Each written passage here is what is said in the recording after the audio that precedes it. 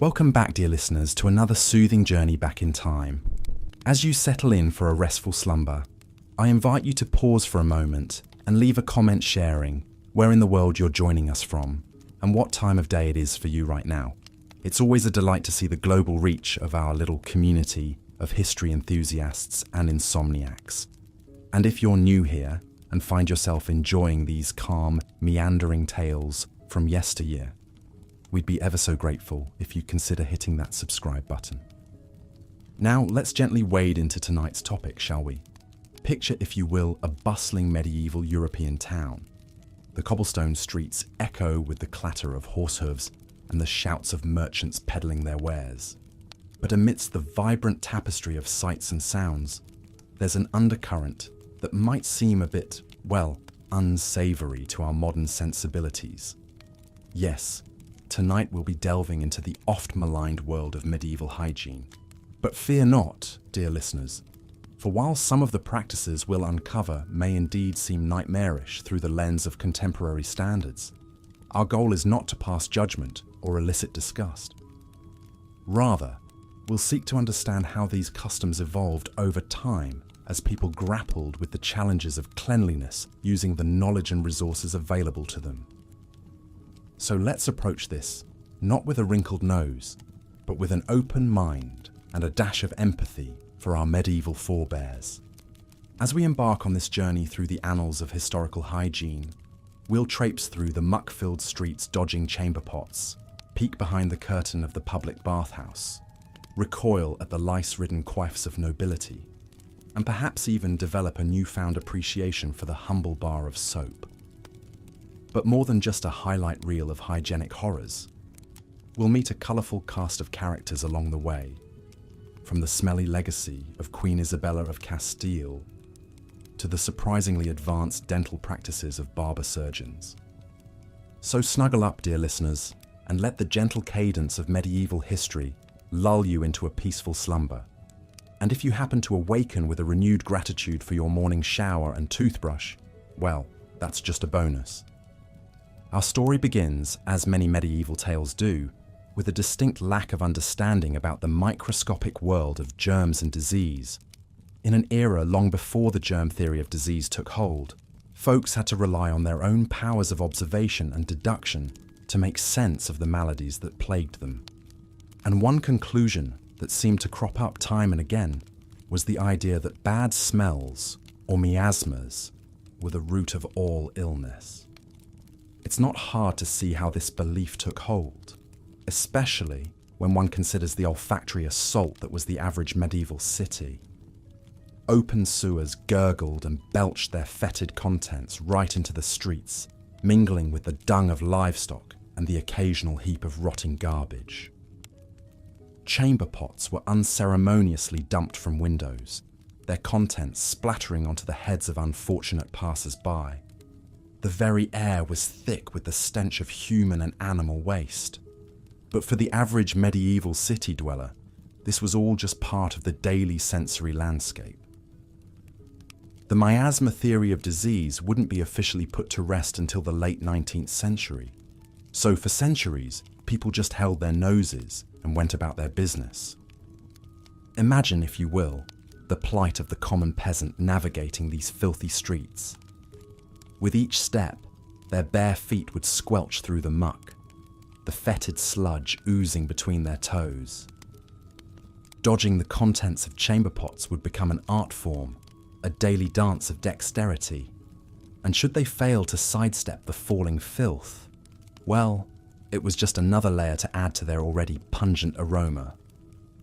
But it wasn't just the streets that were awash in waste. The very rivers that served as the lifeblood of medieval cities were often little more than open sewers themselves. The same waterways that were used for drinking, cooking, and bathing were also the dumping grounds for all manner of human and animal waste. Tanneries and dye works would discharge their noxious chemicals directly into the rivers, turning them a rainbow of unnatural hues. Enter the unsung hero of the medieval era, the washerwoman. Armed with little more than a wooden paddle and a bar of crude soap, These women would wade into the polluted rivers to beat the filth out of clothing and linens. It was backbreaking work, and the constant exposure to contaminated water no doubt took its toll on their health. But in a time when cleanliness was more a luxury than a necessity, their services were in high demand. As the washerwoman toils away on the riverbank, pounding the dirt out of a noblewoman's delicate undergarments, let's take a moment to consider her daily lot in life. Her hands are chapped and raw from the constant exposure to cold water and harsh lye soap. The stench of the river permeates her clothing and hair, a pungent musk that no amount of scrubbing can quite eliminate. And should she pause in her labours to wipe the sweat from her brow, she must take care not to let the grimy river water touch her face, lest she risk contracting any number of waterborne illnesses. But for all the hardships endured by the medieval washerwoman, there were glimmers of progress on the horizon. Slowly but surely, the idea of underground sewers and organised waste removal began to take hold in some of the more forward-thinking cities. In the 12th century London, for example, the aptly named Great Drain was constructed to carry waste away from the city centre. It was a rudimentary system, to be sure, but it marked a crucial first step in the long journey towards modern sanitation. Of course, the washerwoman's lot was not an enviable one, but at least she had regular access to water, polluted though it may be. For the average medieval person, bathing was a far less frequent affair. The prevailing wisdom of the time held that bathing too often could actually be harmful to one's health, as it was thought to remove protective layers of dirt and oil from the skin. As a result, most people made do with a quick splash of water to the face and hands, reserving full-body immersion for special occasions. When one did deign to take a proper bath, it was often more about socialising than getting clean. Public bathhouses were a common fixture in medieval cities, and they served as a gathering place for people from all walks of life. Men and women would soak together in large communal tubs, often while enjoying food, drink, and lively conversation. These bathhouses were more akin to modern-day spas or social clubs than the utilitarian cleaning stations we think of today. But lest you think that a trip to the bathhouse was all good, clean fun, let's take a peek behind the curtain with a noble couple out for a day of leisure. As they disrobe and slip into the steaming water, they're greeted by a sight that would make most modern bathers recoil in horror. The water is murky and opaque, teeming with the sweat, dirt, and dead skin cells of countless previous occupants. The air is thick with steam and the pungent aroma of unwashed bodies. And if one were to look closely, they might even spot the occasional flea or louse swimming lazily by. For our noble couple, however, this is all par for the course. They settle in, letting the warm water soothe their aching muscles as they exchange the latest court gossip with their fellow bathers.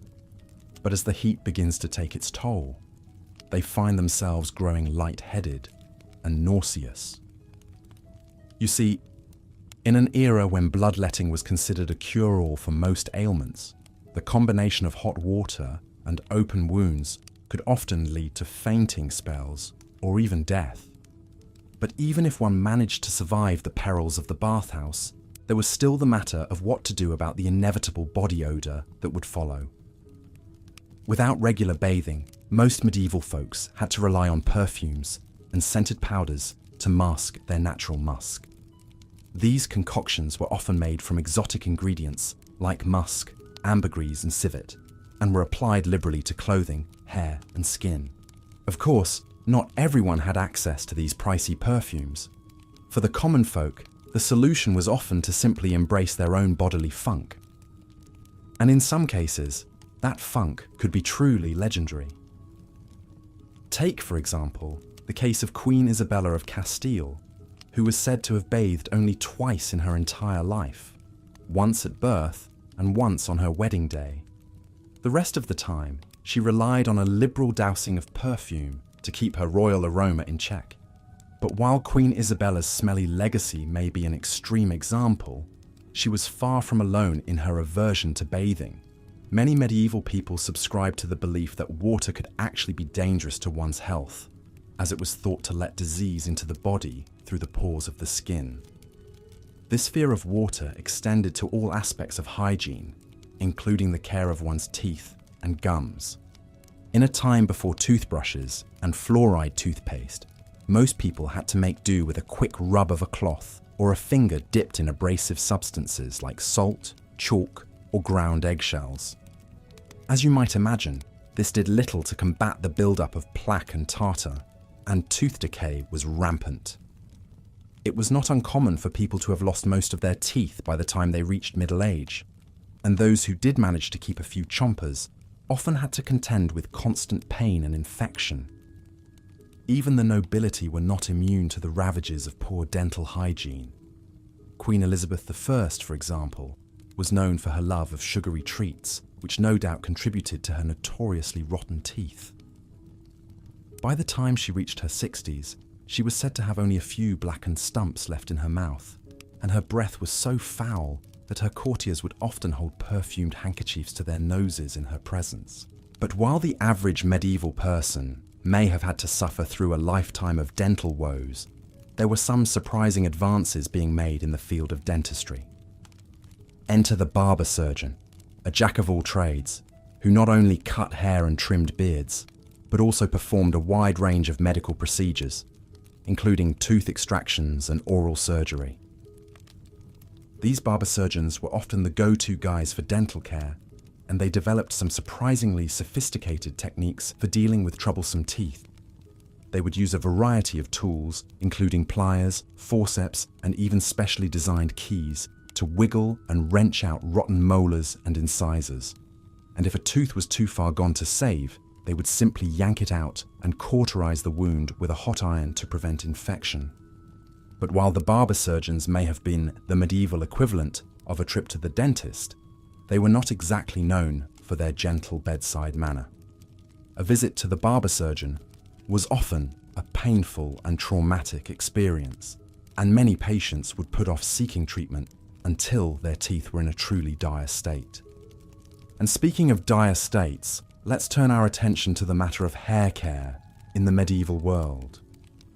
Much like with teeth, the average person's hair was often a tangled, matted mess, crawling with lice and other unsavory critters. Combs and brushes were a rare luxury, and most people simply let their hair grow wild and free, washing it only on the rarest of occasions. But for the wealthy and powerful, unkempt hair was simply not an option.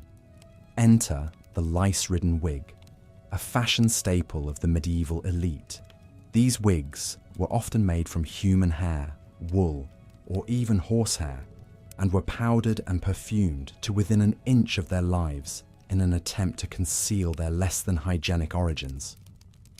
One notable wearer of these wigs was King Louis XIII of France, who was said to have had a head full of lice so severe that his attendants would often find the critters crawling onto their own clothes and skin. But rather than addressing the root of the problem, pun intended, Louis simply had his servants shave his head and replace his natural hair with an ever-rotating collection of increasingly elaborate wigs. Of course, not everyone could afford the luxury of a wig, and for the common folk, lice were simply a fact of life. Lice combs, made from bone, wood, or ivory, were a common tool for trying to keep the critters at bay, but it was often a losing battle. In fact, the problem of lice was so widespread that it actually gave rise to a whole new profession, the lice picker. These intrepid individuals would make their living by going from house to house, offering to pick the lice and nits out of people's hair for a small fee. It was a dirty and tedious job, but in a world where hygiene was often an afterthought, it was a surprisingly lucrative one. But while the lice pickers may have provided a temporary solution to the problem of head lice, they could do little to address the larger issue of disease in the medieval world. With open sewers, polluted water, and a general lack of understanding about the importance of hygiene, medieval cities were essentially giant petri dishes for all sorts of nasty illnesses. Perhaps the most notorious of these was the Black Death, a pandemic of bubonic plague that swept through Europe in the 14th century, killing an estimated 30 to 60% of the population. The disease was spread by fleas that lived on rats, which thrived in the filthy conditions of medieval cities. And with no understanding of how the disease was transmitted, people were essentially helpless to stop its spread. Imagine, if you will, the plight of a typical plague victim. It would start with a feeling of general malaise, followed by the appearance of oozing pus-filled boils on the skin. As the disease progressed, the victim would experience high fevers, chills, and excruciating pain as their lymph nodes swelled to the size of eggs. In the final stages, the skin would turn black and gangrenous as the body essentially began to rot from the inside out. It was a gruesome and terrifying way to die, and the sheer scale of the devastation left by the Black Death is almost impossible to fathom. Entire villages were wiped out, and the social and economic fabric of medieval society was forever changed. But even in the face of such unimaginable horror, people still clung to the idea that bad smells were the root of all disease. Doctors would often wear long, beaked masks stuffed with herbs and spices, believing that the fragrant scents would protect them from the miasmas that were thought to carry the plague.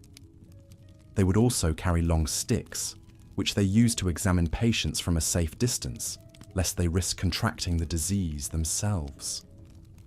Of course, we now know that these measures did little to actually prevent the spread of the plague, but they do serve as a powerful reminder of just how little people understood about disease in the medieval world. It would take centuries of scientific advancement and public health campaigns to finally begin to turn the tide against the scourge of infectious disease. But even as the Black Death faded into memory, the general lack of hygiene in medieval society continued to take its toll. People often wore the same clothes for months or even years on end, rarely washing them and simply letting the dirt and sweat build up until they were little more than tattered rags. Bathing was still seen as a largely optional activity, and most people went through life with a permanent layer of grime on their skin. Even in the relative cleanliness of medieval convents and monasteries, hygiene was often an afterthought. Nuns and monks were expected to cover their bodies from head to toe at all times, even while sleeping, and bathing was seen as a temptation to sin. As a result, many religious orders had strict rules around personal hygiene, with some allowing their members to bathe only once or twice a year. But while the lack of cleanliness may seem appalling to us today, it's important to remember that for most medieval people, a certain level of body odor was simply a normal part of life. In fact, some even saw it as a sign of virility or attractiveness. Henry VIII, for example, was said to have once requested a lady's unwashed undergarments as a token of her affection, believing that her natural scent would be a powerful aphrodisiac.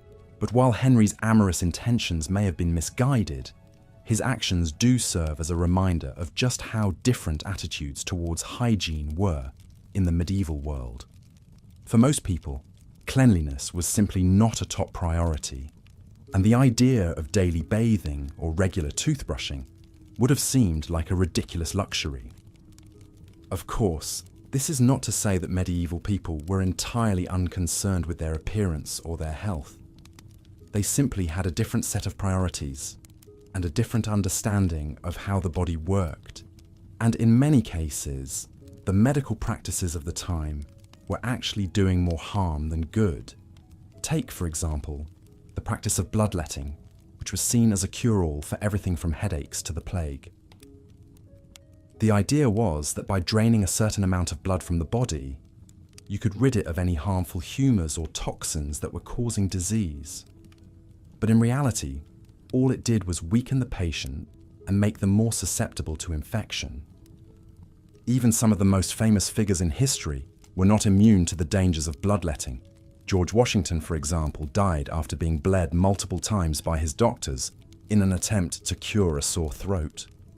And while Washington's case may be ended, our journey through the grimy streets of medieval Europe continues as we explore the infrequent and often ineffective bathing practices of the time. While today a daily shower is the norm for many, in the Middle Ages, people had a very different relationship with washing their bodies. Bathing was an irregular affair, often done only a few times a year, if at all. Many believed that washing away the layer of grime on their skin would actually remove a protective barrier against disease. They thought that immersing the body in water would allow illness to seep in through the pores. Oh, if only they had known about the armies of microbes wreaking havoc beneath the surface. Even when medieval folks did brave a bath, it was a far cry from the solitary, hygienic experience we enjoy today. Public bathhouses were the primary venue, but they were more about socializing than scrubbing. Men and women crowded together in these steamy, murky pools, which were infrequently changed and ripe with bacteria. Imagine, if you will, a noble couple venturing out for a visit to their local bathhouse. They arrived to find the air thick with steam and chatter, the pungent aroma of bodies packed in close quarters, assaulting their nostrils. Gingerly, they disrobe and wade into the cloudy, tepid water. As they attempt to navigate the sea of naked limbs and engage in polite conversation with their neighbors, they can't help but wonder about the last time this bath was emptied and refreshed. The fear of what lurks beneath the surface dampens any relaxation or cleansing they might have hoped for. For royalty, one might expect a higher standard of hygiene to prevail. Alas, even the most regal noses were not spared the funk of infrequent bathing. Take Queen Isabella I of Castile, a woman renowned for her fierceness on the battlefield and her support of Christopher Columbus. Despite her power and influence, Isabella had a rather smelly legacy.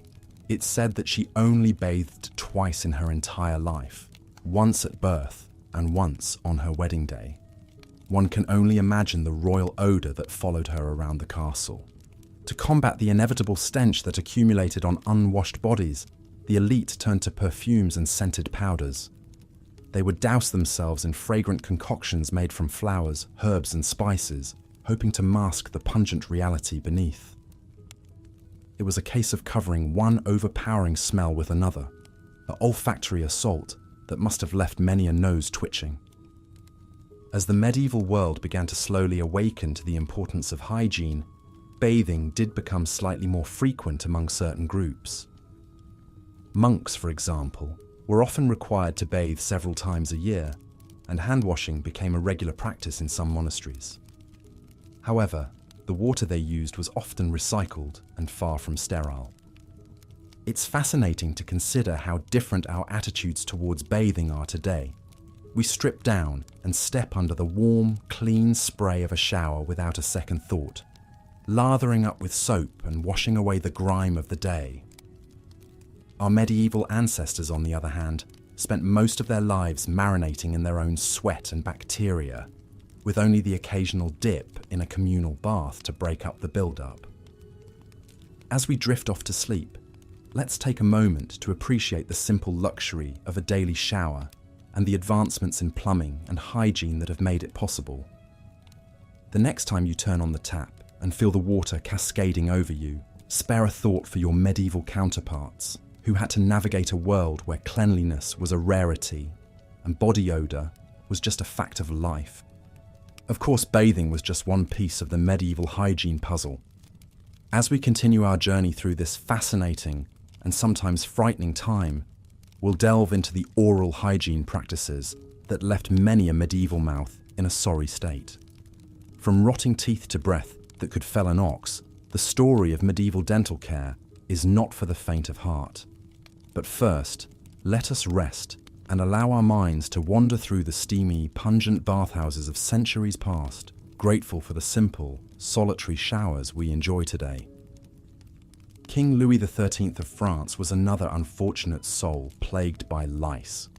Born in 1601, Louis ascended to the throne at the tender age of 8 after the assassination of his father, Henry IV. As a young boy, Louis was sickly and frail, with a host of health issues that would follow him throughout his life. But perhaps his most persistent tormentors were the tiny, crawling creatures that infested his hair and clothing. Like many of his royal contemporaries, Louis sported long, flowing locks that were seldom washed. It was the fashion of the time for both men and women to keep their hair long, often past the shoulders. But with this style came the ever-present threat of lice. These minuscule parasites would make their homes in the warm, dark recesses of the hair, feeding on the blood of their hosts and laying their eggs, known as nits, on the hair shafts. For Louis, the problem was particularly acute. His hair was said to be thick and lustrous, a crowning glory that would have been the envy of many. But beneath this majestic mane lurked a seething mass of lice, their numbers growing by the day. The young king was constantly scratching and clawing at his scalp, finding little relief from the maddening itch. In an attempt to conceal his lice-ridden locks, Louis took to wearing elaborate wigs. These hairpieces, made from human or horsehair, allowed him to maintain the appearance of a well-groomed monarch while hiding the unsightly reality beneath. But the wigs themselves soon became infested, providing yet another breeding ground for the persistent pests. The royal court was no stranger to lice, of course. In the close, often unsanitary conditions of the palace, lice could spread like wildfire from one head to another.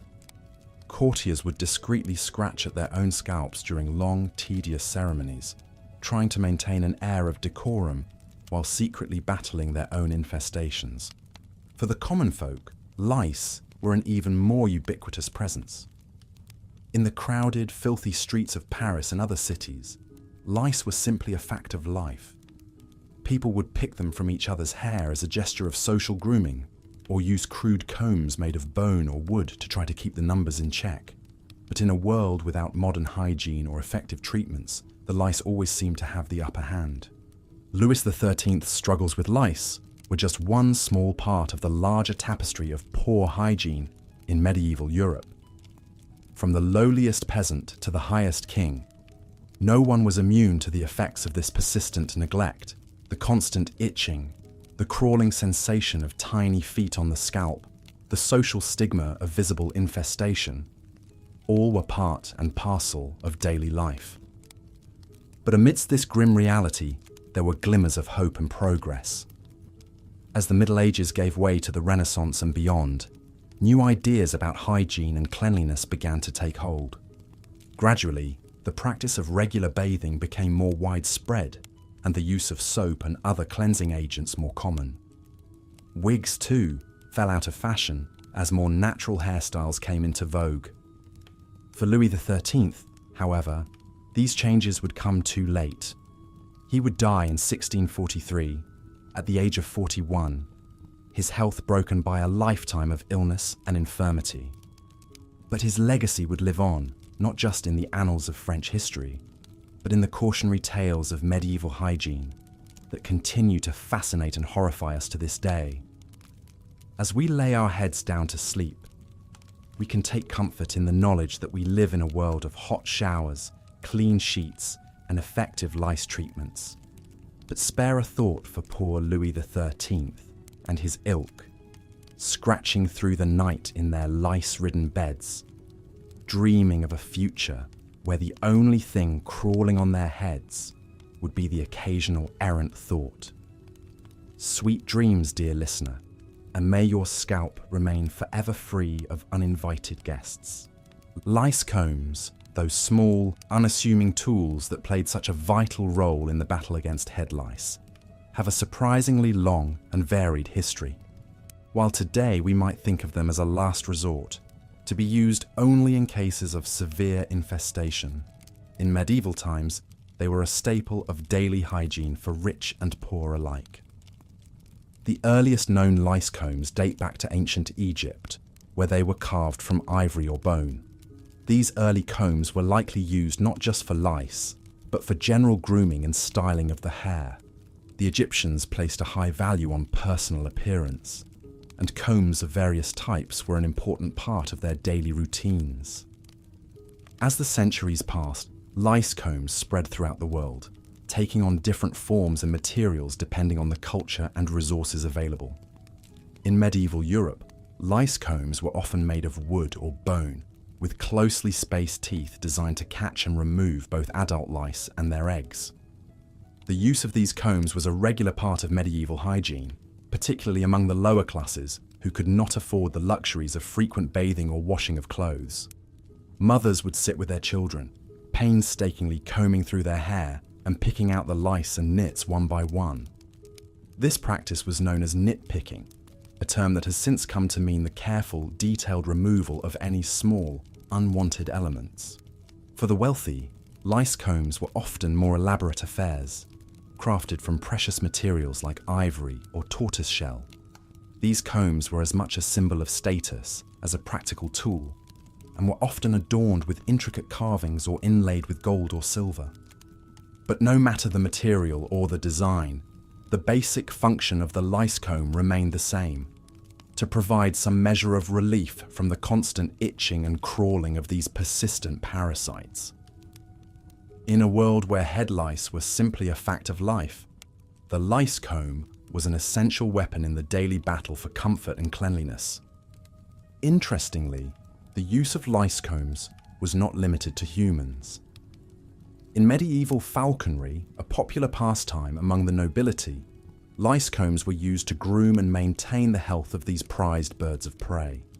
Falconers would carefully comb through the feathers of their hawks and falcons, removing any lice or other parasites that might compromise the bird's health or performance. As the centuries passed and new methods of lice treatment and prevention emerged, the lice comb gradually fell out of favour. Today, they are mostly used in cases of severe infestation, or as a complementary treatment alongside medicated shampoos and other products. But the legacy of the lice comb lives on, not just in the occasional outbreak of head lice in schools and homes, but in the broader history of human hygiene and the never-ending battle against parasites and disease. So the next time you find yourself scratching absent-mindedly at your scalp, spare a thought for the humble lice comb and the countless generations who relied on it for relief and comfort, in a world where personal hygiene was a far cry from the standards we enjoy today. And take heart in the knowledge that no matter how bad your own lice situation might seem, it pales in comparison to the trials and tribulations of our medieval ancestors. Now, as the tale of the lice comb comes to a close, let us drift off to sleep with a newfound appreciation for the simple pleasures of a clean, comfortable head. Good night and sweet dreams. As we continue our journey through the often grim landscape of medieval hygiene, we come to perhaps the most lucrative and least appreciated profession of the time: the lice picker. In a world where head lice were as common as dirt and about as welcome, these intrepid individuals made their living by quite literally picking the pests off of other people's heads. Imagine, if you will, a typical street scene in a medieval city. Amidst the clamour of merchants hawking their wares and the stench of open sewers, you might come across a small, unassuming stall with a simple sign: lice picking. Behind the stall sits a wizened old woman, her fingers gnarled from years of plucking and pulling at the tiny, wriggling creatures that infest the heads of her clients. For a few coins, she will sit you down on a low stool and begin her work, her sharp eyes and nimble fingers quickly locating and removing the adult lice and their eggs from your hair.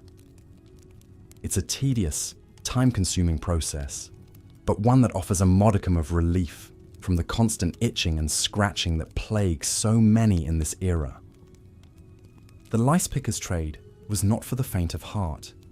Lice were not just unpleasant, but could also carry diseases like typhus, which could be passed on to the picker if they were not careful. Many pickers would develop a keen eye for the signs of infestation and would refuse to work on particularly severe cases for fear of contracting an illness themselves. But for those who could stomach the work, lice picking could be a surprisingly lucrative profession. In a society where regular bathing was a luxury and head lice were a near universal problem, there was no shortage of clients willing to pay for a bit of relief. Some lice pickers would even travel from town to town, setting up shop in busy marketplaces and offering their services to weary travelers and locals alike. Of course, not everyone could afford the services of a professional lice picker. For the poor, lice picking was often a family affair, with mothers and grandmothers spending hours combing through their children's hair in an attempt to keep the infestation under control. In some cases, entire families would gather together for a lice picking party, making a social event out of the grim but necessary task. As unpleasant as the work may have been, lice pickers played an important role in medieval society. In a world without modern medicine or hygiene practices, they offered a small but vital service that could mean the difference between constant misery and a modicum of comfort.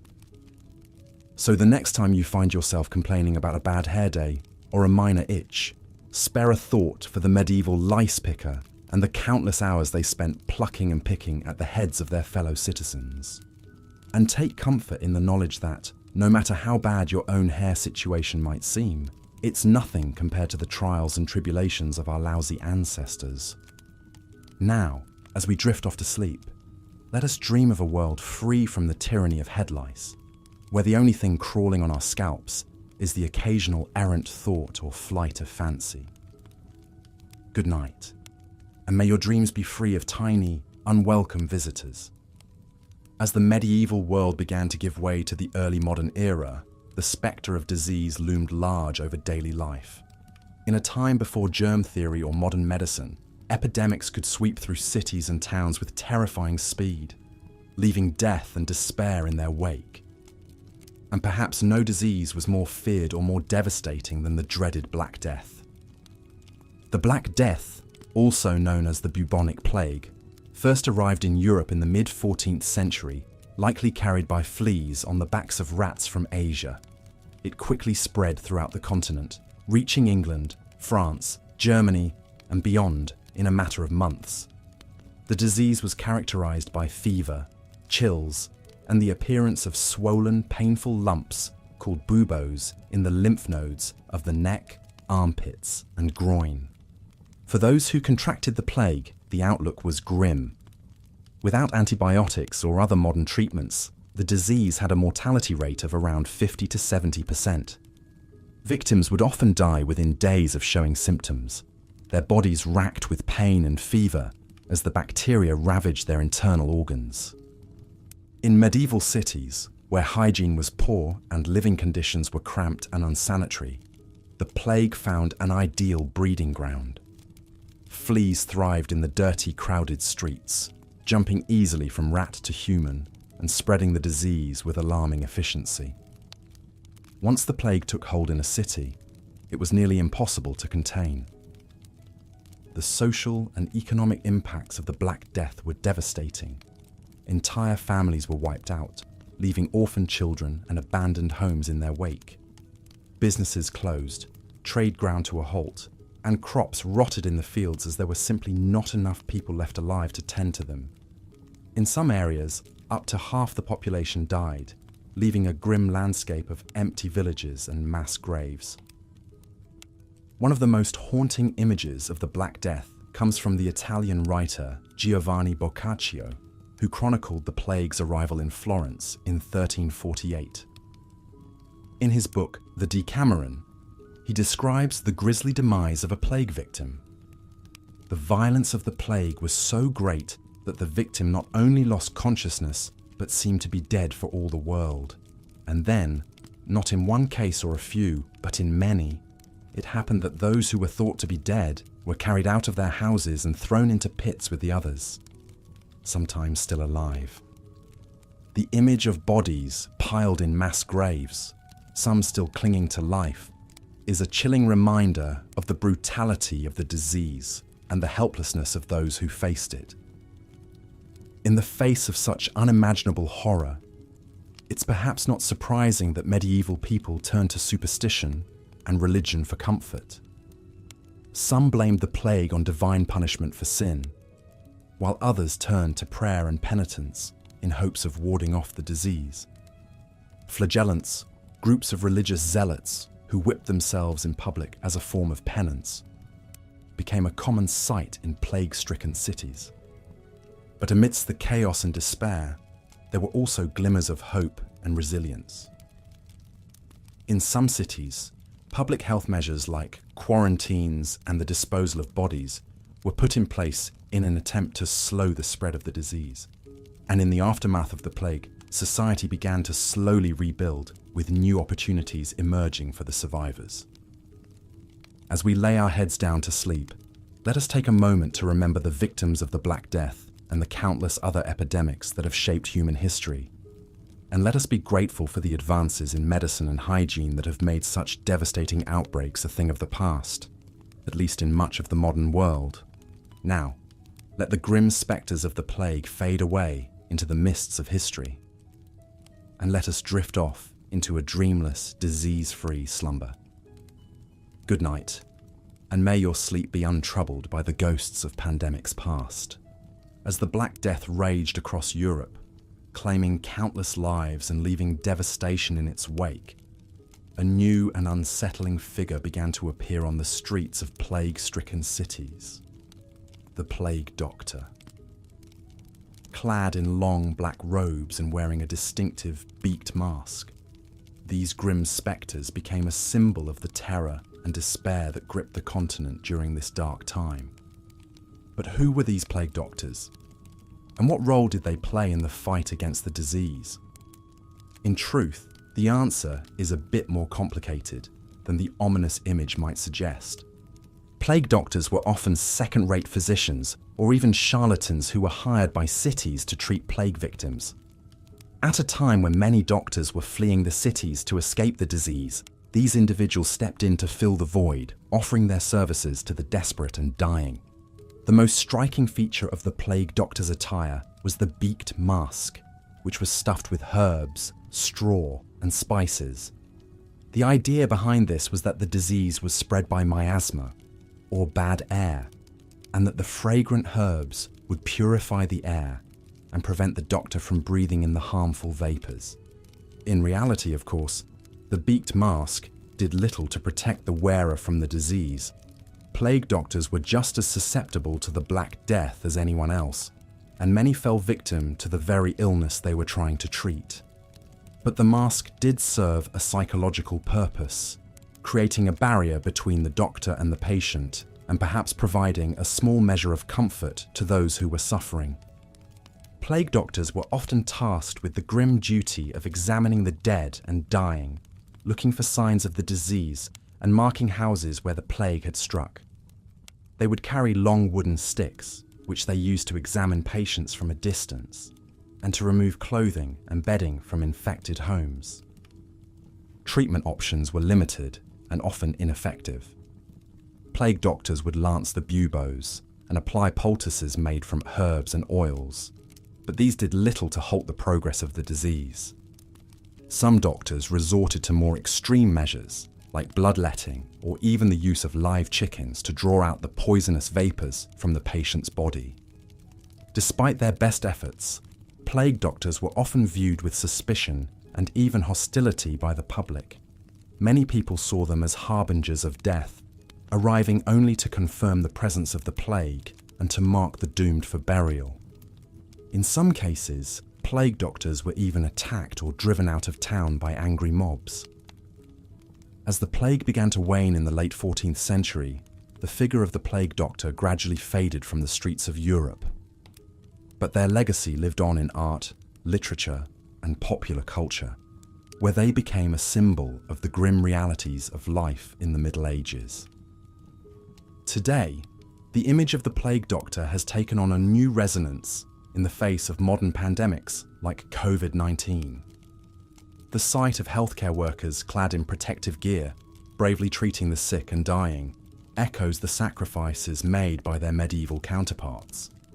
And the lessons of the Black Death, the importance of public health measures, the need for compassion and solidarity in the face of crisis, remain as relevant as ever. As we drift off to sleep, let us spare a thought for the plague doctors of old and the healthcare workers of today who risk their own lives to bring comfort and care to those in need. and let us dream of a world where such sacrifices are no longer necessary, where disease and suffering. As we walk through the streets of this typical medieval town, the stench of waste and decay assaults our nostrils. Chamber pots are dumped from windows above, their contents splattering onto the dirt roads. We must watch our step to avoid the fetid puddles and piles of excrement left by both humans and animals. It's a far cry from the sanitized streets we're accustomed to today. The people of the Middle Ages had no concept of germs or the importance of sanitation in preventing disease. They saw no problem with tossing their waste into the streets, letting it fester in the open air. In larger cities, the accumulation of filth was even more pronounced. London's streets were said to be ankle-deep in a foul-smelling slurry of mud, excrement, and rotting food scraps. Imagine for a moment that you are a peasant living in one of these towns. Every morning, you must navigate the noisome obstacles just to go about your daily business. The stench is overwhelming, but you're so accustomed to it that you barely notice anymore. You might occasionally hold a scented handkerchief to your nose to ward off the worst of the odours, but there's no escaping the ever-present reek.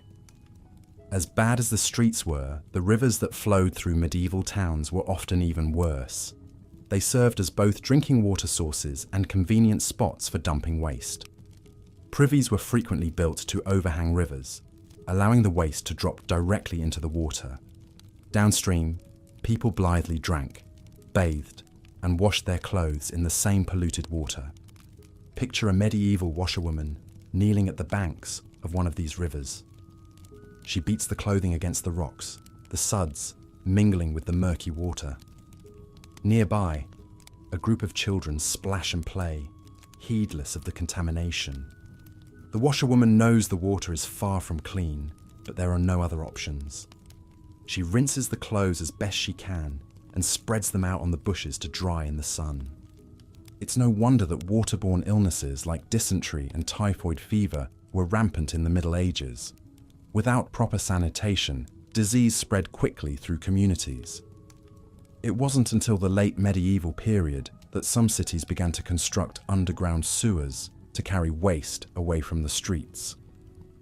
Even then, it was a slow and piecemeal process. The idea of a city-wide sanitation system was still centuries away. But while the streets and rivers were undoubtedly filthy, one might assume that people of the Middle Ages at least kept their own bodies clean. Unfortunately, personal hygiene was just as lacking as public sanitation. Bathing was an infrequent practice, often seen as more of a luxury than a necessity. There were several reasons for this aversion to bathing. For one, it was believed that stripping away the body's natural oils and odours left a person vulnerable to disease. The exposed skin and open pores were thought to be entry points for sickness to invade the body. Some medical texts of the time even warned against bathing too frequently, claiming it could upset the balance of the body's humours. This is not to say that bathing was completely unheard of in the Middle Ages. Public bathhouses were a common feature in many towns, but they were more about socialising than getting clean. Men and women bathed together in large communal tubs, often while enjoying food, drink, and entertainment. The water was rarely changed, so by the end of the day, it was more like a tepid soup of dirt, sweat, and who knows what else. Imagine a noble couple visiting one of these bathhouses for the first time. They arrive in their finest attire, eager to see and be seen. As they disrobe and step into the murky water, they try to hide their disgust at the floating debris and cloudy appearance. Nearby, a group of men play dice and swap bawdy jokes, their laughter echoing off the stone walls. The couple exchange uneasy glances, suddenly realizing that this may not be the relaxing, cleansing experience they had anticipated. For those who couldn't afford the bathhouse or simply chose not to go, a quick sponge bath might suffice. But even then, the water was often recycled from cooking or washing, and soap was a luxury item reserved for the wealthy. Most people relied on scrubbing with sand or ashes to get rid of the worst of the grime. The aversion to bathing was so ingrained that even some of the most powerful people in Europe were known for their lack of personal hygiene. Queen Isabella I of Castile, who funded Christopher Columbus's voyages to the New World, was said to have only bathed twice in her entire life, once at birth and once before her wedding. Her successor, Queen Elizabeth I of England, was not much better. It's said that she took a bath once a month, whether she needed it or not. But while the nobility might have been able to get away with infrequent bathing, the lower classes had to find other ways to mask their body odor. Perfumes and scented powders were popular among those who could afford them. The idea was to cover up the stench rather than eliminate it at the source. Heavy musk scents were particularly favored, as they were thought to ward off disease-carrying miasmas. Of course, all the perfume in the world couldn't make up for the deplorable state of oral hygiene in the Middle Ages. Dental care was rudimentary at best, and most people simply accepted tooth decay and foul breath as a fact of life. Without regular brushing or access to modern dental tools, teeth rotted away, causing intense pain and difficulty eating. Some people did make attempts to clean their teeth, but the methods were often more harmful than helpful. Rubbing the teeth with abrasive substances like salt, chalk, or ground-up shells was common.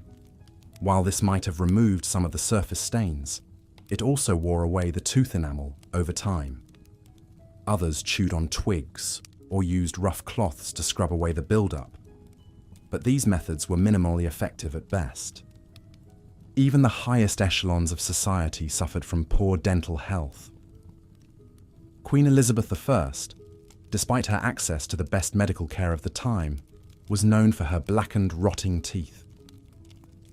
It's said that she was so self-conscious about her smile that she stuffed bits of cloth between her teeth to hide the decay.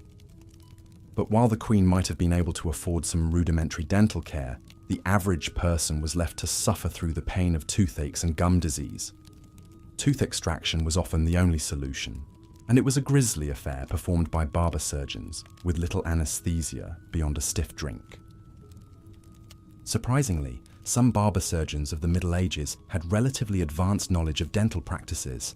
They used specialized tools like dental picks and files to remove decay and shape the teeth.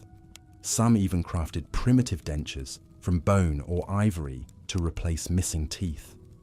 Of course, these procedures were still painful and risky, but they offered a glimmer of hope for those suffering from severe dental problems. As for hair hygiene, the Middle Ages were a veritable paradise for lice. With infrequent washing and a lack of effective delousing treatments, most people's hair was a breeding ground for the pesky insects. Lice were so common that having a few crawling in one's hair was considered normal, even among the upper classes. Take King Louis XIII of France, for example. Despite his access to the finest grooming products and servants, his ornate wigs were said to be constantly infested with lice. The king was so accustomed to the itching and scratching that he hardly seemed to notice the bugs crawling through his hairpieces. For those who couldn't afford wigs, the solution was often to simply cover the hair with a cap or hood. This helped to contain the lice and hide the evidence of infestation. Some people also used special combs made of bone, wood, or ivory to remove the bugs and nits from the hair. But without regular washing, it was a losing battle. In fact, lice were so ubiquitous in medieval society that there was even a thriving industry built around their removal.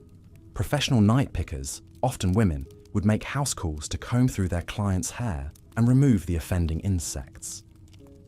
It was a tedious and time-consuming task, but a lucrative one for those with the patience and skill to do it well.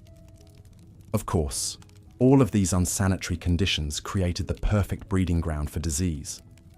Without an understanding of germ theory or the importance of hygiene, medieval people were at the mercy of a host of deadly illnesses. Perhaps the most infamous of these was the Black Death, a pandemic of bubonic plague that swept through Europe in the 14th century. The plague was spread by fleas that lived on infected rats. As the rats died off, the fleas sought out new hosts, humans. In the crowded, filthy conditions of medieval cities, the disease spread like wildfire. People fell ill with high fevers, painful swellings called buboes, and blackened skin caused by internal bleeding. Death often came within a matter of days. Imagine the terror of watching a loved one succumb to the plague. The fever takes hold first, leaving them weak and delirious. Then the buboes appear, swelling in the armpits, neck, and groin. The skin turns black and rotten as the body begins to decompose from the inside out. In the final stages, the victim coughs up blood and struggles for breath until death finally claims them. In the face of such a horrific disease, medieval people were desperate for a solution. But without an understanding of how the plague was spread, they often turned to superstition and folk remedies. Some believed that the disease was caused by bad smells or miasmas, and so they carried around pouches of sweet-smelling herbs to ward off the sickness. Doctors, too, bought into the miasma theory. They wore long, beaked masks stuffed with straw and spices, believing that the fragrant herbs would protect them from the deadly vapors.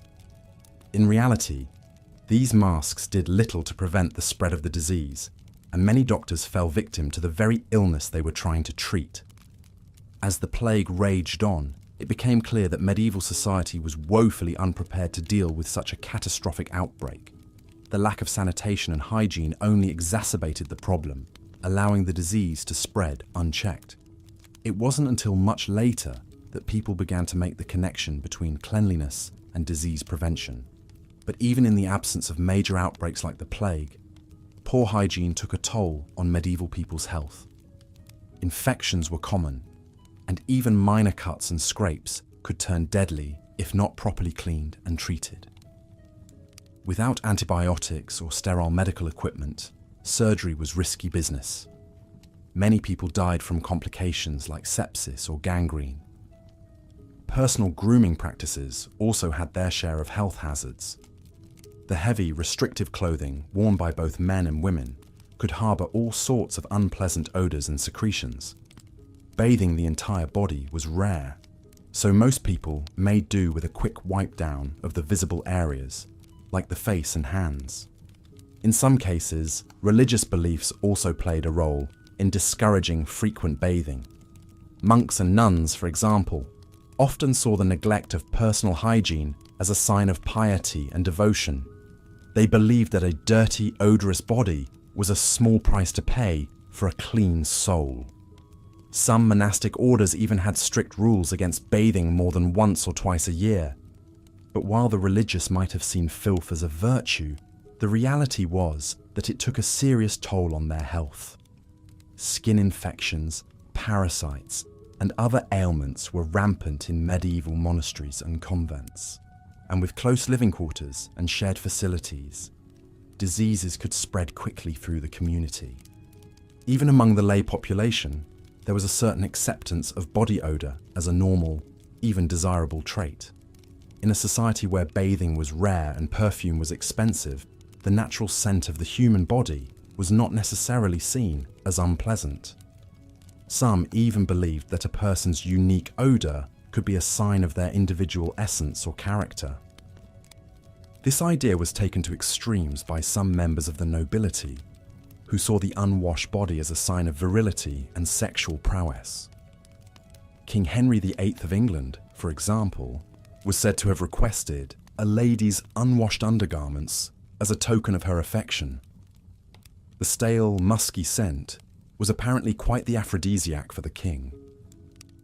But while Henry VIII might have found body odour alluring, his own personal hygiene left much to be desired. The king was notoriously overweight and suffered from a variety of ailments, including gout and chronic leg ulcers. His doctors prescribed all manner of treatments, from poultices to bloodletting, but nothing seemed to provide lasting relief. In fact, bloodletting was one of the most common medical practices of the Middle Ages, and one of the most misguided. The idea was that illness was caused by an imbalance of the four humours: blood, phlegm, yellow bile, and black bile. By removing excess blood, doctors believed they could restore balance and promote healing. In reality, bloodletting only served to weaken patients and make them more vulnerable to infection. Many people died from the practice, including some of the most prominent figures of the time. George Washington, for example, was bled repeatedly on his deathbed, likely hastening his demise. It's easy to look back on medieval medical practices with a sense of horror and disbelief, but it's important to remember that people of the time were working with the knowledge and resources available to them. They didn't have the benefit of modern science or sanitation, so they did the best they could with what they had. And to be fair, there were some glimmers of progress in the late Middle Ages. The production of soap became more widespread, making it easier for people to keep themselves and their clothing clean. Public bathhouses began to fall out of favour, replaced by private bathing facilities in the homes of the wealthy. And some cities began to implement rudimentary waste removal systems, though they were still a far cry from modern sewage treatment. But change was slow, and old habits died hard. It would be centuries before the link between hygiene and health was fully understood and embraced. In the meantime, people continued to live with the often nightmarish conditions of medieval life, finding small comforts where they could.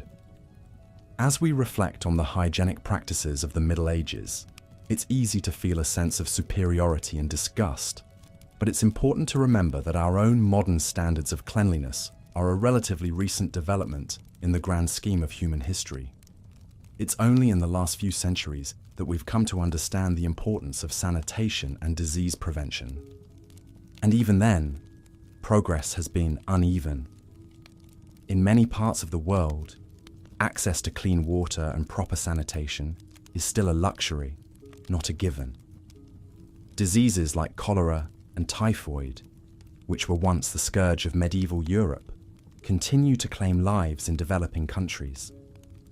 So while we may look back on the Middle Ages with a sense of horror and fascination, it's important to keep things in perspective. The people of that time were not primitive or backward, but simply working with the knowledge and resources available to them. And in many ways, their struggles and innovations laid the groundwork for the advances that would come in later centuries. In the end, the story of medieval hygiene is one of slow but steady progress, of people doing the best they could in the face of often overwhelming challenges. It's a reminder that change is possible, but it's rarely easy or straightforward. And it's a testament to the resilience and ingenuity of the human spirit, even in the face of the most nightmarish conditions imaginable. As we've seen, the slow march of progress in medieval hygiene was often led by the wealthy and powerful, kings, queens, and nobility, whose own practices, however questionable to our modern sensibilities, gradually trickled down to the masses. One such figure was King Louis XIV of France, also known as the Sun King. Louis reigned for an astonishing 72 years in the 17th and early 18th centuries, and his court at Versailles became the model for royal opulence and etiquette across Europe. But beneath the powdered wigs and perfumed gloves, hygiene at Versailles was far from regal. Louis himself was said to have a particular aversion to bathing. He's thought to have only taken 3 baths in his entire life: at birth, on his wedding day, and on his deathbed. Instead, like many of his contemporaries, Louis relied on heavy perfumes and scented powders to mask his body odor. His favorite scent was orange blossom, which he used so heavily that the fragrance became known as the king's perfume. But Louis's distaste for water didn't stop there. The magnificent palace of Versailles, home to thousands of courtiers, was notorious for its lack of toilet facilities. The opulent Hall of Mirrors, where Louis held court, was often the scene of an unpleasant morning ritual, courtiers relieving themselves behind the curtains or in hidden corners before the day's activities began. Visitors to Versailles often remarked on the overpowering stench that hung in the air, a miasma of unwashed bodies, chamber pots, and horse manure from the palace stables. It's said that when the palace was finally equipped with proper toilets in the late 18th century, it was more to prevent the building's wooden floors from rotting under the constant onslaught of urine than for the comfort of its inhabitants. But while Louis XIV's personal hygiene may have been lacking, he did introduce some innovations in dental care. The Sun King was one of the first to popularize the use of toothpicks at the dining table, a habit he picked up from his Spanish queen, Maria Teresa. Louis had his toothpicks made of gold, silver, or ivory, and kept them in ornate boxes that he handed out as gifts to favored courtiers. Louis also had a personal dentist, a rarity for the time. The king suffered from a number of dental problems throughout his life, including persistent toothaches and abscesses. In an era before anesthesia or modern dental techniques, Louis's dentists had to get creative. One reportedly treated the king's toothache by applying a red-hot iron to his gum, cauterizing the inflamed tissue. Despite these painful treatments, Louis XIV kept most of his teeth until his death at the ripe old age of 76, a remarkable feat for the time. When the king's body was examined during his autopsy, his surgeons noted that he had only lost 3 teeth during his long life, a testament perhaps to the benefits of royal privilege and access to the best dental care the 17th century had to offer. Louis XIV's reign marked a turning point in European history as the medieval era gave way to the Age of Enlightenment. But while the Sun King's court dazzled with its opulence and artistic achievements, its hygiene practices were still mired in the past, reflecting the stubborn persistence of medieval attitudes towards cleanliness and the body. It would take several more centuries, and the tireless efforts of scientists, doctors, and public health advocates to finally bring about the hygienic revolution that transformed the way we live and reduced the burden of disease. But the seeds of that revolution were sown in the medieval era, as people slowly began to question the old ways and seek out new solutions to the age-old problem of keeping clean in a dirty world. As we've journeyed through the grime and grit of medieval life, from the squalor of the streets to the sickly sweet scent of the royal court, one thing has become clear. Hygiene is not just a matter of personal preference or cultural norms, but a vital component of public health and human flourishing. Today, we take for granted the simple act of turning on a tap and having clean, safe water flow forth. We don't think twice about the invisible network of pipes and treatment plants that whisk away our waste and keep our cities clean and livable. And we hardly give a second thought to the daily rituals of brushing our teeth, washing our hands, or taking a shower. But these seemingly mundane acts are the hard-won victories of centuries of struggle against disease, ignorance, and indifference. They are the legacy of the medieval men and women who first began to question the old ways and imagine a world where cleanliness was a right, not a privilege. So the next time you turn on the tap or step into a steaming shower, take a moment to remember the long and winding road that led us here, and give thanks for the tireless efforts of those who came before us, who fought to make the world a cleaner, healthier place for all. Because in the end, the story of hygiene is the story of human progress. A reminder that even in the darkest and dirtiest of times, there is always hope for a brighter, cleaner future. And that's a history lesson worth remembering, even as we drift off to sleep, secure in the knowledge that tomorrow will dawn a little bit cleaner than the day before. The strict hygiene rules of medieval convents may sound surprising, given the general lack of cleanliness at the time. But for the nuns living within these religious communities, maintaining a pure body was seen as essential for preserving a pure soul. The rules varied between different convents and orders, but most required nuns to keep their hair cut short or carefully covered at all times. This was both for modesty and to prevent the spread of lice. Nuns were also expected to wash their faces and hands regularly, although full-body bathing was still infrequent. In some convents, a communal bath would be taken only a few times a year, usually before major religious holidays like Christmas and Easter. The nuns would undress and bathe together in a large wooden tub, with the youngest going first while the water was still relatively clean. By the time the older nuns took their turn, one can imagine the water was quite murky indeed. Despite these occasional baths, nuns still mostly relied on changing their clothes regularly to keep clean. Convents had strict rules around clothing, with nuns often rotating through several identical sets of robes. The discarded robes would be washed thoroughly before being worn again. These clothes were usually made from rough, undyed wool, intentionally plain and scratchy to remind the wearer to focus on spiritual matters over earthly comforts. In the summer heat, one can imagine these heavy robes became quite ripe indeed before wash day came around. But smell was of little concern to most medieval nuns. Pleasant scents were seen as an indulgence, and even the use of harsh lye soaps was discouraged in some stricter communities.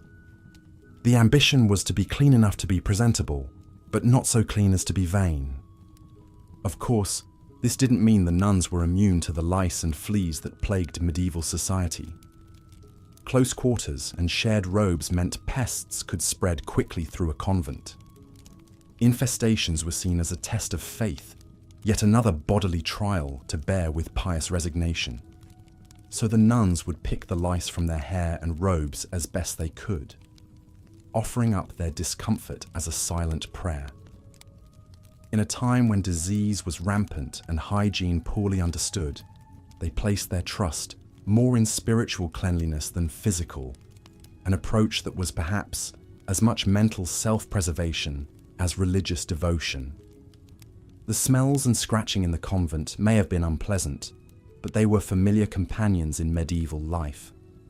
For women who had taken vows of poverty, chastity, and obedience, a few fleas were the least of their worries.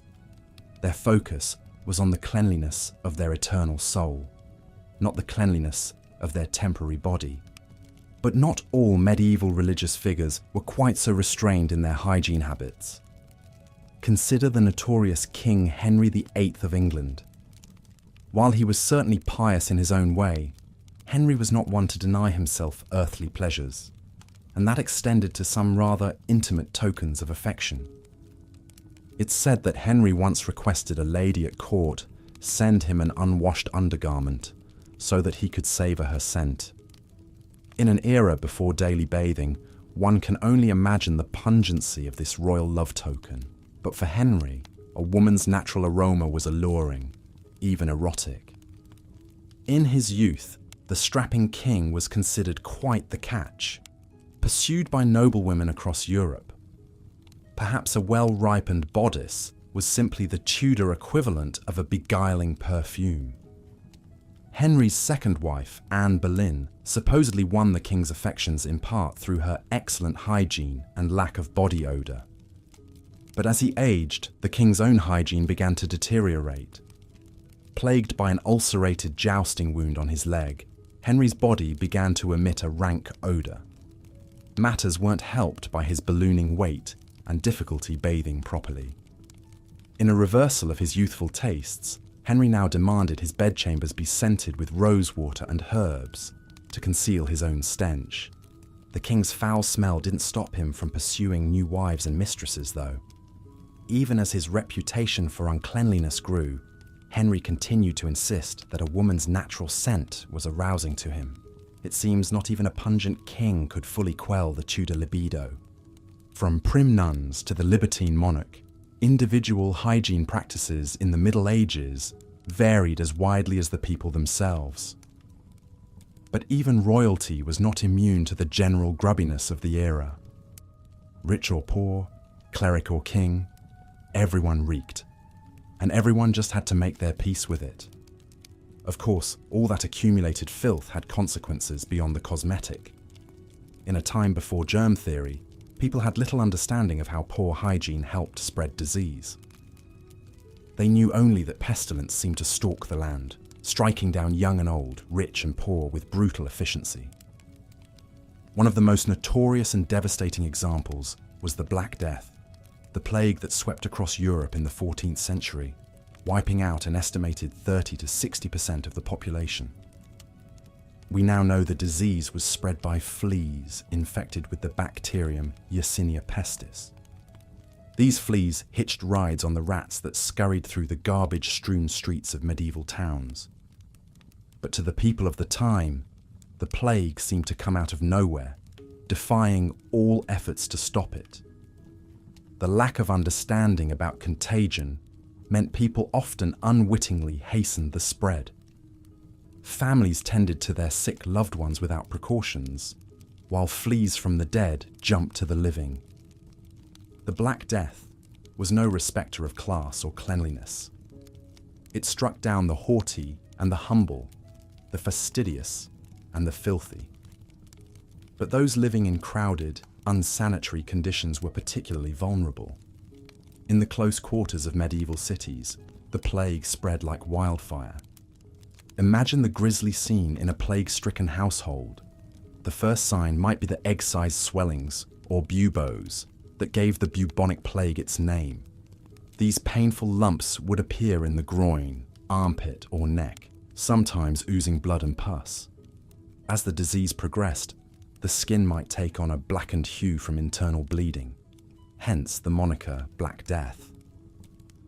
Fever and chills racked the body, while some victims coughed up blood from the pneumonic form of the plague. Death usually came within a week of the first symptoms. The suffering was immense, but mercifully short-lived. Whole families could be wiped out in a matter of days, their bodies piled in the streets for collection by the cartloads. It's hard to fathom the scale of devastation the plague wrought on medieval society. In some villages, there was scarcely anyone left to bury the dead. Fields went untended, animals starved in their pens, and once bustling market squares fell silent. In the face of such horror, people grasped for any explanation or remedy they could find. Many saw the plague as a divine punishment for sin, scourging themselves in penitential processions. Others turned to quackery and superstition, wearing charms or lighting candles to ward off the pestilence. One enduring image from this time is of the so-called plague doctors, the beaked masks worn by physicians tending to the afflicted. These eerie masks had glass eye holes and a long bird-like beak stuffed with straw, herbs and spices. At the time, foul-smelling miasmas were thought to be a primary spreader of disease. The herbs in the beak were meant to purify the air the doctor breathed and prevent the illness from entering the body. In a twisted way, the belief was not entirely misguided. We now know that coughs and sneezes do indeed spread many illnesses. But the herbs offered little real protection, and many plague doctors fell victim to the disease they sought to treat. Their haunting attire became a symbol of both the desperate ingenuity and woeful medical ignorance of the age. It would be centuries before the true causes of plague and other diseases were understood. In the meantime, the Black Death returned again and again, each time taking a traumatic toll. It's estimated that the population of Europe didn't fully recover until the 1700s. But even in the face of repeated pandemics, medieval hygiene habits were slow to change. The miasma theory persisted well into the 19th century, while basic practices like hand washing and water sanitation took generations to catch on. Old beliefs and habits, it seemed, could be as hard to shake as the fleas themselves. Indeed, some frankly baffling medical notions persisted into surprisingly recent times. Take the practice of bloodletting, the belief that draining a patient's blood could cure all manner of ills. This dubious treatment was enthusiastically embraced in the Middle Ages and remained popular for centuries after. The basic idea was that an imbalance of the four humours, blood, phlegm, black bile and yellow bile, was the root of all disease. Removing excess blood was thought to restore this balance and promote healing. In reality, it only served to weaken already frail patients. Bloodletting was prescribed for everything from headaches to heartburn, gout to gynecological issues.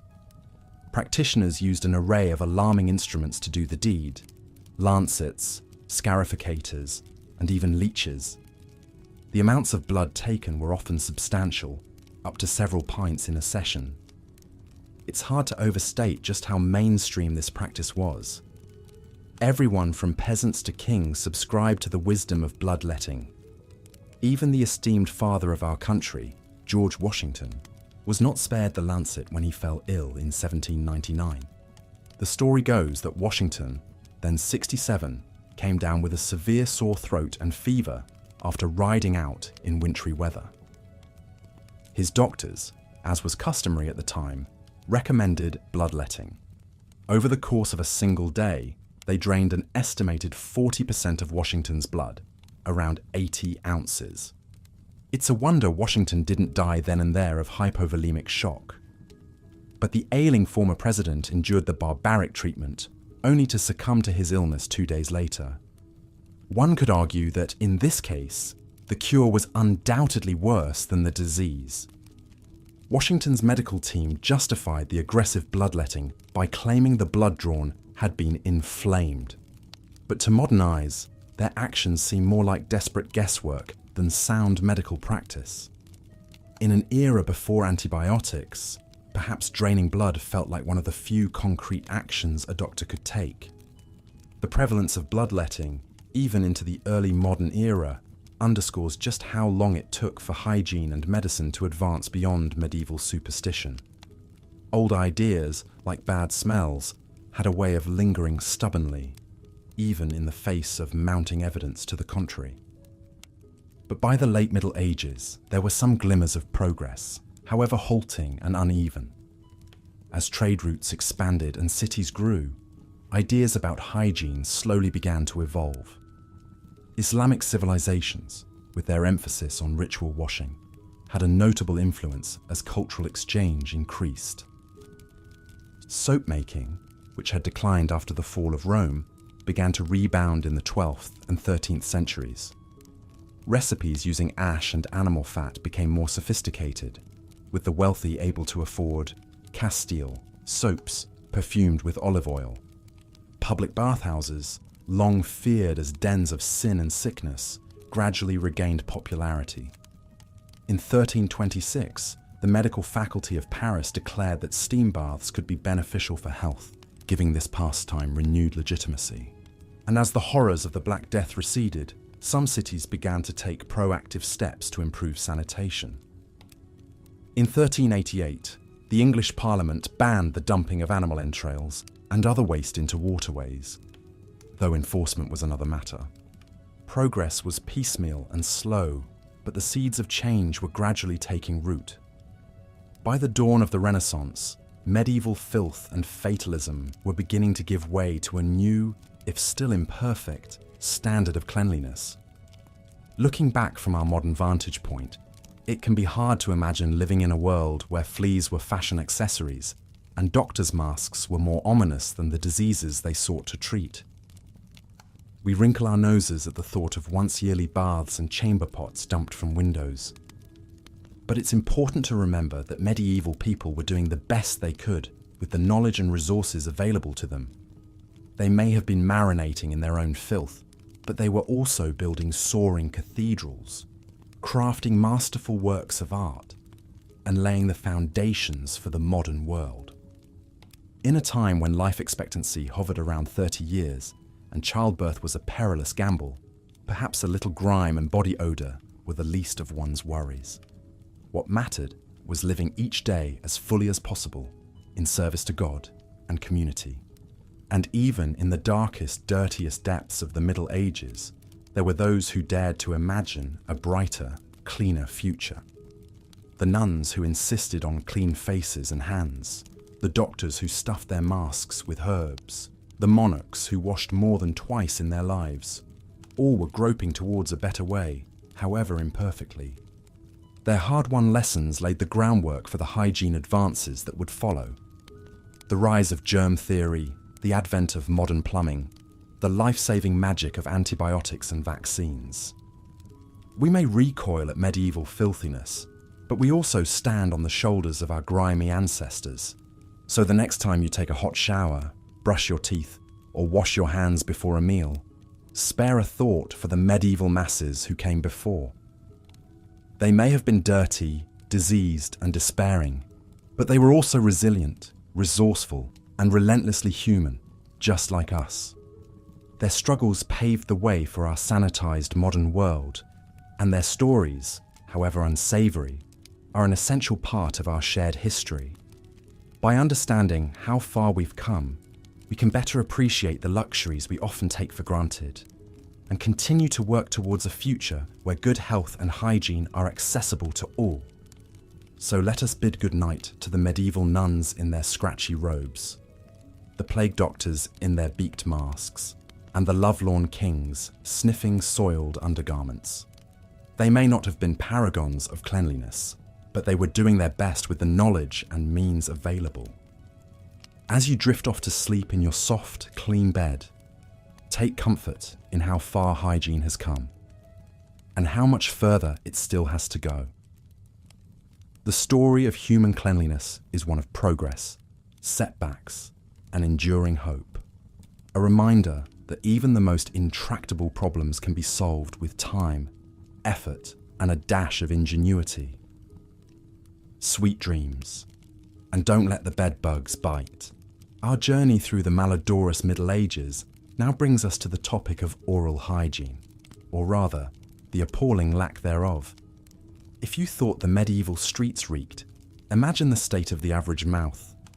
Rotting teeth and foul breath were simply a fact of life, as ubiquitous as chamber pots and lice-ridden heads. Dental care was rudimentary at best.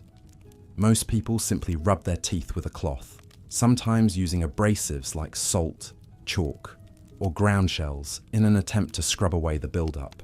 Twigs or sticks were chewed until they frayed into bristles to pick at the stubborn bits lodged between teeth. But these half-hearted measures did little to combat the decay that inevitably set in. Even royalty were not immune to the ravages of poor oral hygiene. Take, for instance, the famously vain Queen Elizabeth I of England. Despite her legendary beauty, her teeth were said to be blackened and rotten, her breath so foul that courtiers strained to keep a straight face in her presence. It's rumoured that Her Majesty's sweet tooth was to blame. She allegedly consumed vast quantities of sugar, a rare and expensive luxury at the time. Combined with her aversion to cleaning her teeth, it proved a recipe for dental disaster. But Queen Elizabeth was hardly unique in this regard. Across the medieval world, teeth rotted away in the heads of peasants and kings alike. The wealthier classes could afford slightly more sophisticated methods like tooth powders made from burnt herbs or crushed bone. But even these were a far cry from the minty fresh concoctions we rely on today. Interestingly, some of the most advanced dental practices of the era came courtesy of an unlikely source: the much maligned barber surgeon. These jacks of all trades were responsible for everything from cutting hair to amputating limbs, and dentistry fell somewhere in between. Armed with pliers, picks, and a shocking lack of anesthesia, barber surgeons were the go-to for tooth extractions. It was a crude and painful business, but preferable to letting a rotten tooth fester in your jawbone. As the Middle Ages progressed, so too did the range of dental accoutrements available. Toothpicks, once the preserve of the rich, became more widely used. Usually crafted from bone, wood, or ivory, these slender sticks were used to dislodge stubborn food particles, and were even thought to sweeten the breath. In some circles, the ability to wield a toothpick with nonchalant grace was seen as the height of refined manners. But for most ordinary folk, oral hygiene remained an afterthought at best. With so many other pressing concerns, like avoiding the plague or eking out a meagre living, the state of one's teeth was low on the priority list. And so the people of the Middle Ages went about their lives, their mouths a breeding ground for all manner of unpleasantness. It's a far cry from the gleaming smiles and minty fresh breath we take for granted today. But as we've seen time and again in our journey through medieval hygiene, practices that seem unthinkable to us now were simply a normal part of life for our ancestors. They made do with the knowledge and resources available to them, blissfully unaware of the billions that would one day be spent on electric toothbrushes and whitening strips. So the next time you grudgingly drag yourself to the sink to brush your teeth before bed, spare a thought for your medieval counterparts. They may have been content to let their teeth rot away in their heads, but they also never had to sit through a dental insurance sales pitch. In that respect, at least, perhaps the joke is on us. And so we bid farewell to the grim world of medieval oral hygiene and turn our attention to another scourge of the era, the humble louse. These tiny terrors made the rotting teeth seem positively pleasant by comparison. From the lowliest peasant to the grandest monarch, no head was safe from their incessant crawling and nibbling. As we've seen, the typical medieval peasant had to navigate a minefield of filth and foul odours just to go about their daily life in the crowded, unsanitary cities. But even for those of higher status, regular bathing was far from a common practice. While public bathhouses did exist in medieval Europe, they were more often seen as social gathering places than a means of getting thoroughly clean. Men and women would mingle freely in these steamy, dimly lit spaces, and the same murky water would be used by countless patrons before being changed. It was not unusual for meals and alcoholic beverages to be served right there in the baths, adding to the convivial, but not exactly hygienic, atmosphere. One can imagine the shock of a noble couple, accustomed to their own private quarters, upon entering one of these rowdy public baths for the first time. The air would be thick with steam and the musky scent of bodies, the sounds of splashing and raucous laughter echoing off the stone walls. They would gingerly step into the cloudy, tepid water, acutely aware of the press of naked strangers on all sides. Modesty had little place here. The couple might exchange uneasy glances as they watched their fellow bathers engaged in all manner of unseemly activities. Gossiping, gambling, even enjoying intimate embraces in shadowy alcoves. The line between washing and debauchery seemed perilously thin. As servants passed around goblets of wine and trays of sweetmeats, the noble pair would soon be swept up in the strange blend of sensual indulgence and perfunctory cleansing that characterized these medieval baths. But even this irregular, half-hearted attempt at washing would be viewed with suspicion by many. There was a widespread belief in the Middle Ages that bathing, especially in hot water, could actually let disease enter the body through the pores of the skin. This idea originated with the ancient Greek physician Galen, who cautioned that warm baths opened the body's pores and made it vulnerable to infection. Medieval doctors took this warning to heart, often advising their patients to avoid bathing altogether, especially if they were already ill. One famous example of this aversion to bathing was Queen Isabella I of Castile, the Spanish monarch best known for sponsoring the voyages of Christopher Columbus. By all accounts, Isabella had a notorious disregard for personal hygiene, even by the standards of her time. Some sources claim that she only bathed twice in her entire life, once at birth and once on the eve of her wedding day. Whether this is strictly true or a bit of historical exaggeration, there's no doubt that Queen Isabella was comfortable with a level of grime that would appall most modern sensibilities. Her servants were said to remove the lice from her shirts so they could be washed and sewn back in for flavour. The Queen apparently believed that bathing would damage her health, robbing her skin of its natural oils and making her vulnerable to disease. Of course, Isabella's famously malodorous presence didn't prevent her from being a formidable ruler. She united the kingdoms of Castile and Aragon, completing the Reconquista that drove the Moors from Spain. She also laid the groundwork for the Spanish Inquisition and sponsored Columbus's journey that would open the way for the Spanish colonization of the Americas. Still, one has to wonder how her royal court must have smelled, with the Queen and her retinue all marinating in their own funk.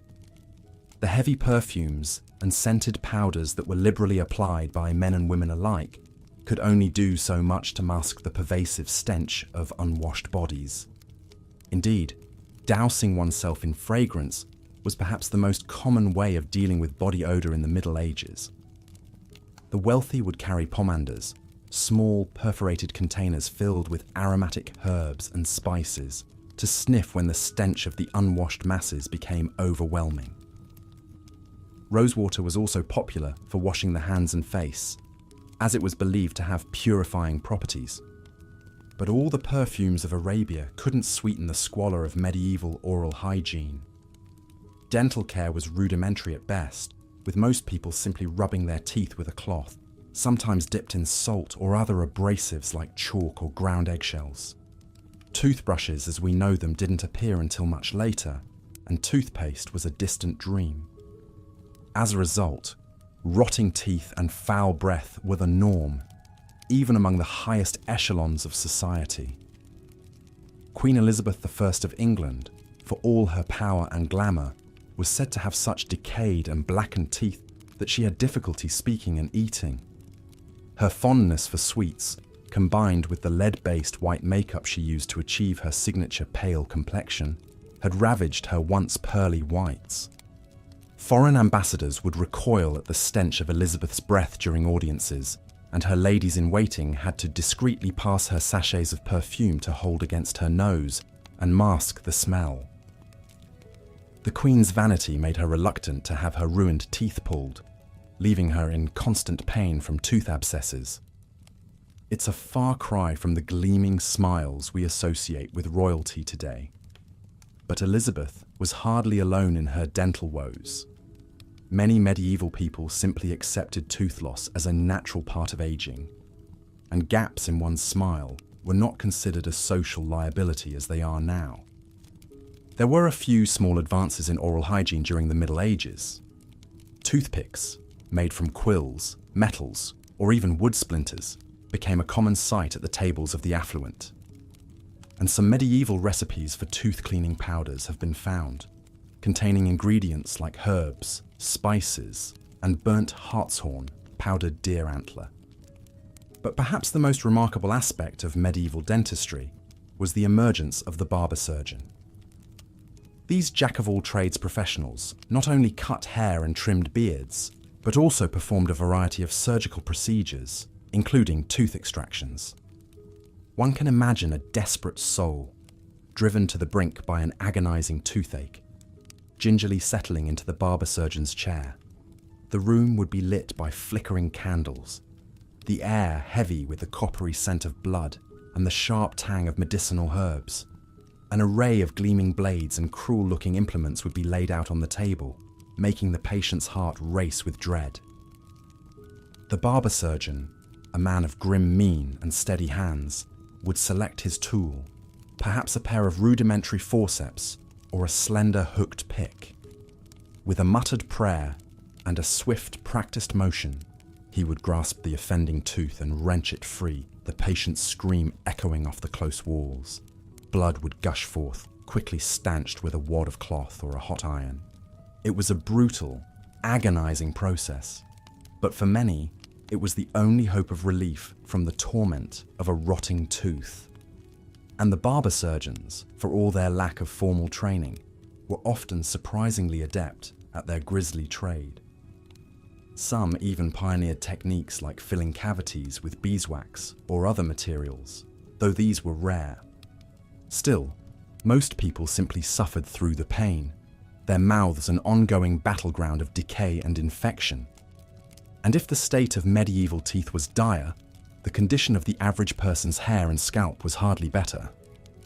Lice were a ubiquitous scourge, infesting the unwashed locks of rich and poor alike. These persistent pests would cause an incessant itching, leading sufferers to scratch their heads raw.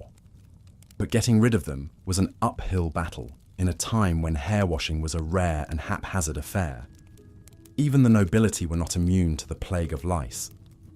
King Louis XIII of France, who reigned in the early 17th century, was known to have a severe infestation, likely exacerbated by the voluminous wigs he wore to conceal his thinning hair. His wife, Queen Anne of Austria, famously quipped that the king's wig lousy with vermin. Louis was so tormented by his itchy scalp that he had a special silver comb made, designed to part his hair every half-inch, so that the lice could be meticulously picked out. His valet would spend hours each day on this tedious task, filling cups with the squirming insects plucked from the royal head. The king's lice-ridden wig became a subject of morbid fascination at court, with courtiers placing bets on how many pests could be combed out in a single sitting. It was said that the wig was so heavily infested that it practically moved of its own accord, a seething mass of vermin nesting in the powdered curls. For the common folk, wigs were an unattainable luxury, but they had their own methods of dealing with lice, albeit less refined. Combs made from bone, wood, or ivory have been found in many medieval archaeological sites, testifying to the ongoing battle against head lice. Some people resorted to shaving their heads entirely, a practice more common among men than women. Others would coat their hair in pungent substances like vinegar, beer, or even urine in an attempt to drown or disgust the lice into abandoning ship. These home remedies met with varying degrees of success. But perhaps the most intriguing and disturbing approach to lice control was the use of louse traps. These were small, perforated boxes or tubes that would be filled with bits of cloth, fur, or even rotting meat and tied into the hair. The idea was that the lice would be drawn to the warmth and odor of the trap, crawling inside and becoming ensnared. These traps would be left in place for days or even weeks, the lice multiplying within until the containers were teeming with the blood-sucking pests. It was a grim calculus. Better to concentrate the infestation in a contained area than to have them roaming free across the scalp.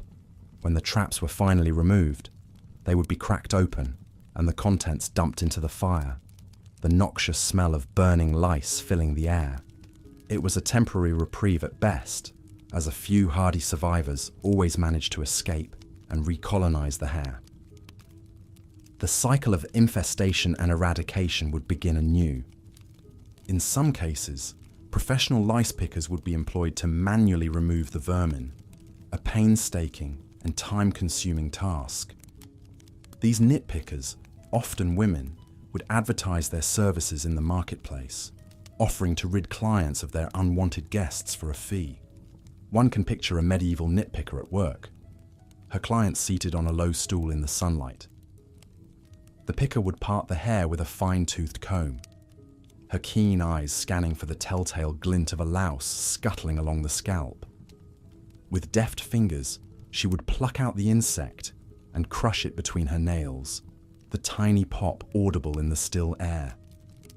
It was a lucrative trade, if not a glamorous one. A skilled nitpicker could command a steady clientele, becoming a fixture in the town square or making house calls to regular customers.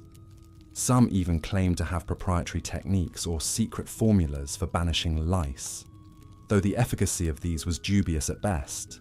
Still, in a world where head lice were as much a part of daily life as fleas on a dog, the nitpickers provided a measure of relief and comfort. Their services may have been humble, but they were no less essential for it. The prevalence of lice and other vermin was just one symptom of the larger problem of poor hygiene in the Middle Ages. With little understanding of how diseases spread and few effective means of preventing or treating them, medieval people were at the mercy of a host of deadly ailments. Perhaps the most notorious of these was the bubonic plague, also known as the Black Death.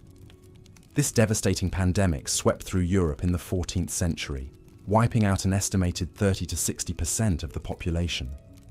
It was a terrifying and gruesome way to die, with victims succumbing to high fevers, agonizing pain, and the grotesque swelling of the lymph nodes into buboes. The plague was spread by fleas that lived on rats, which thrived in the filthy conditions of medieval cities. With open sewers, rotting garbage, and overcrowded living quarters, these urban centres were perfect breeding grounds for disease. A typical plague victim might start showing symptoms within a few days of being bitten by an infected flea. They would be seized by a sudden fever and chills, their head pounding and their limbs heavy with fatigue. As the disease progressed, agonizing buboes would appear in the armpits, neck, and groin, swelling to the size of eggs or even apples. The pain was excruciating, described as feeling like being burned with hot coals. The buboes would turn black and putrid, sometimes rupturing and oozing foul-smelling pus. Victims would cough up blood as their lungs filled with fluid, their breath coming in short, agonized gasps. Most succumbed within a week of falling ill, their bodies racked by sepsis and organ failure. It was a horrific and lonely death, as the highly contagious nature of the plague meant that victims were often shunned and abandoned by their loved ones. In the absence of any effective treatment, people resorted to all manner of desperate measures to ward off the plague. Some wore talismans or amulets inscribed with holy words or symbols, believing that these would protect them from the disease. Others burned aromatic herbs and spices, hoping that the fragrant smoke would purify the air and drive away the sickness. One of the most iconic images of the plague era is that of the plague doctor, with his long black robe, wide-brimmed hat, and eerie beaked mask. These masks were designed to be filled with sweet-smelling herbs and straw, which were believed to filter out the dangerous miasmas or bad air that were thought to carry the disease. In reality, these measures did little to prevent the spread of the plague, which was primarily transmitted by fleas rather than airborne particles. But they reflect the prevailing belief of the time that diseases were caused by noxious smells and imbalances in the body's humours. This miasma theory would persist for centuries, even as evidence began to mount that contagion was spread through contact with infected individuals or contaminated objects. It wasn't until the late 19th century that the germ theory of disease would finally take hold, thanks to the work of scientists like Louis Pasteur and Robert Koch. In the meantime, the lack of understanding about hygiene and sanitation continued to take a heavy toll on medieval populations. Even when the worst of the plague had passed, other diseases like smallpox, tuberculosis, and dysentery remained rampant, fueled by the unsanitary conditions and close quarters of medieval life. Childbirth was an especially perilous time for women, with many succumbing to childbed fever caused by bacterial infections. Without an understanding of antisepsis or sterilization, midwives and doctors would often introduce harmful microbes into the birthing chamber on their unwashed hands and instruments. In the face of such constant threats to health and life, it's perhaps no wonder that medieval people clung to superstition and folk remedies. The idea that illness was a punishment from God or the result of witchcraft was widespread, leading to the persecution of supposed heretics and the mentally ill. At the same time, the Church played a significant role in providing what passed for medical care in the Middle Ages. Monasteries and convents often served as de facto hospitals, with monks and nuns tending to the sick and infirm as part of their religious duties. These institutions had their own strict codes of hygiene, though by modern standards they would still be considered woefully inadequate. Monks were required to wash their hands before meals and after using the latrines, and to keep their habits and bedding reasonably clean. But the water used for washing was often shared and infrequently changed, and the concept of sterilizing medical instruments was still centuries away. Still, for the medieval sick and suffering, the care provided by religious orders was often the only option available. Monasteries would take in lepers, plague victims, and others shunned by society, offering them what comfort and treatment they could. It's a poignant image. The gentle nuns in their habits, moving quietly among the rows of straw pallets where the sick lie moaning and writhing. The air would be thick with the stench of disease and the cloying sweetness of burning incense. The flickering candlelight, casting eerie shadows on the stone walls. The sisters would offer sips of water and murmured prayers, their cool hands soothing fevered brows. They would change soiled bedding and empty chamber pots, risking their own health to tend to the most wretched and forsaken of society's cast-offs. It was a humble kind of heroism, born of a deep sense of religious duty and compassion. And while the treatments they offered were often little more than palliative, the simple act of caring for the sick and dying was a powerful thing in a world where so many suffered alone. Outside the monastery walls, the realities of medieval life meant that most people had little choice but to accept a certain level of filth and discomfort as a fact of life. Heavy, multi-layered clothing was the norm, serving to conceal sweat and grime as well as to provide warmth in the often drafty buildings. Bathing the entire body was a rare luxury, and even the nobility might go weeks or months without a full immersion. Instead, people made do with washing the hands, face, and sometimes the feet, using basins of water and rough cloths. The very wealthy might have servants to assist with these ablutions. Let us turn our attention now to the realm of medieval oral hygiene, a phrase that may strike the modern ear as somewhat oxymoronic. After all, what need had the medieval person for minty fresh breath or a dazzling smile? Life was brutish and short, and there were certainly more pressing concerns than the state of one's teeth and gums. But even in the Dark Ages, there were some who gave thought to the care and keeping of the mouth. Rudimentary toothbrushes, such as they were, began to make an appearance. These were often little more than sticks or twigs, frayed at one end to create a sort of makeshift bristle. The more affluent might have a brush with bristles of hog or horsehair, but let us not kid ourselves. These were a far cry from the electric spin brushes and smartphone-enabled toothbrushes of today. No, for the most part, dental hygiene consisted of rubbing the teeth with a cloth, perhaps with a bit of salt or chalk for abrasion. Ground shells or bone were also used, in an attempt to scrape away the build-up of plaque and debris. It was a valiant effort, but one that was doomed to fall short. For you see, the medieval diet was not exactly conducive to oral health. Bread, ale, and meat were the staples, with precious little in the way of fresh fruits or vegetables. And the bread of the time was a far cry from the soft, fluffy loaves we know today. No, this was a tough, gritty bread, full of bits of stone and grit from the millstones used to grind the grain. With every bite, the teeth were subjected to a veritable sandblasting. And so it was that by the time they reached adulthood, most medieval folk had a mouthful of rotting, blackened stumps. Foul breath was the norm, and tooth loss was expected, if not embraced. It was seen as a natural part of the aging process, like the greying of hair or the wrinkling of skin. But there were some who rose above the norm, whose oral hygiene was the stuff of legend. Take, for example, Queen Elizabeth I of England. Now, Liz was known for many things: her fiery red hair, her sharp wit, her skill at politics and intrigue. But she was also known for her truly appalling breath.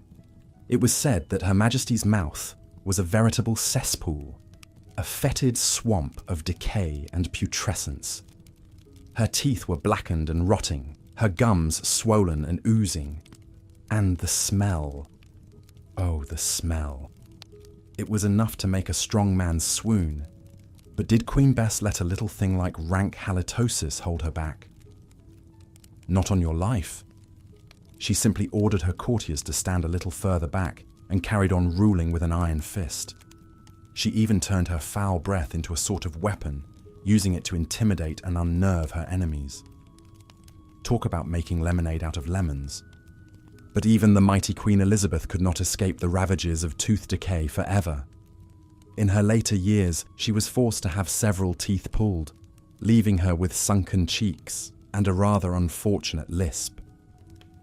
But still she persevered, never letting a little thing like missing teeth stop her from delivering a cutting remark or a withering put-down. And so, as we drift off to sleep, let us spare a thought for the brave men and women of medieval times who faced the horrors of oral hygiene with stoicism and grace. They may not have had the gleaming white smiles of Hollywood starlets, but they had something far more valuable: the grit and determination to carry on, even in the face of rampant tooth decay. And that, my friends, is something to admire. But the story of medieval oral hygiene is not all gloom and doom. No, there were some surprising bright spots, some glimmers of hope amidst the sea of rotting teeth and putrid breath. One such bright spot was the emergence of the barber surgeon. Now, I know what you're thinking. What on earth does a barber have to do with dentistry? But in medieval times, the lines between professions were often blurred, and the barber surgeon was a jack of all trades when it came to matters of health and hygiene. These intrepid individuals were not only responsible for cutting hair and trimming beards, but also for performing a wide range of medical procedures, including bloodletting, wound treatment, and, you guessed it, dentistry. Now, before you start picturing a burly, bearded man wielding a pair of rusty pliers, let me assure you that the dental practices of the barber surgeon were actually quite advanced for their time. They had a range of specialized tools at their disposal, including dental forceps for extracting teeth, and small chisels and files for shaping and smoothing the remaining stumps. But perhaps their most impressive tool was the dental pelican.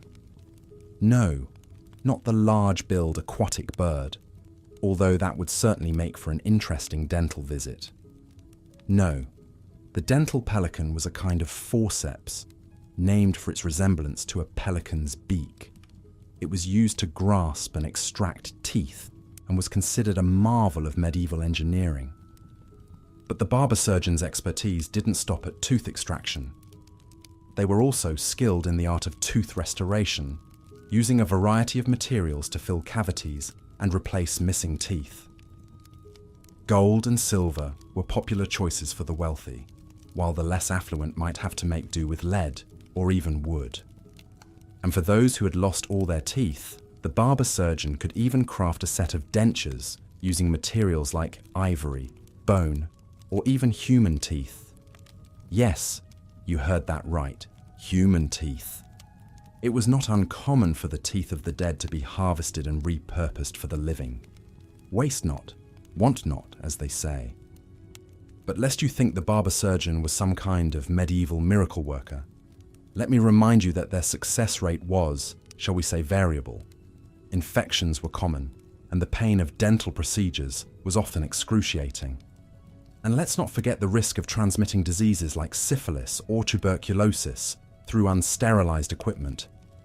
Still, the barber surgeon was a vital part of medieval society, providing a much-needed service in a time when dental hygiene was sorely lacking. And who knows, perhaps their legacy lives on in the modern-day dentist, with their fancy chairs and high-tech tools. Although I think we can all agree that the human tooth dentures are best left in the past. As we continue our journey through the annals of medieval hygiene, we come now to a topic that may make even the sturdiest among us squirm: the issue of hair and lice. Yes, my friends, it's time to talk about the creepy crawlies that called the medieval scalp home. Now, it's important to remember that in medieval times, washing one's hair was not exactly a top priority. In fact, it was often seen as downright unhealthy. The prevailing belief was that washing the hair too frequently could strip away the natural oils that protected against disease and infection, and so many people simply let their hair grow wild and free, rarely if ever subjecting it to the indignity of a good scrubbing. As you can imagine, this laissez-faire approach to hair care had some rather unpleasant consequences.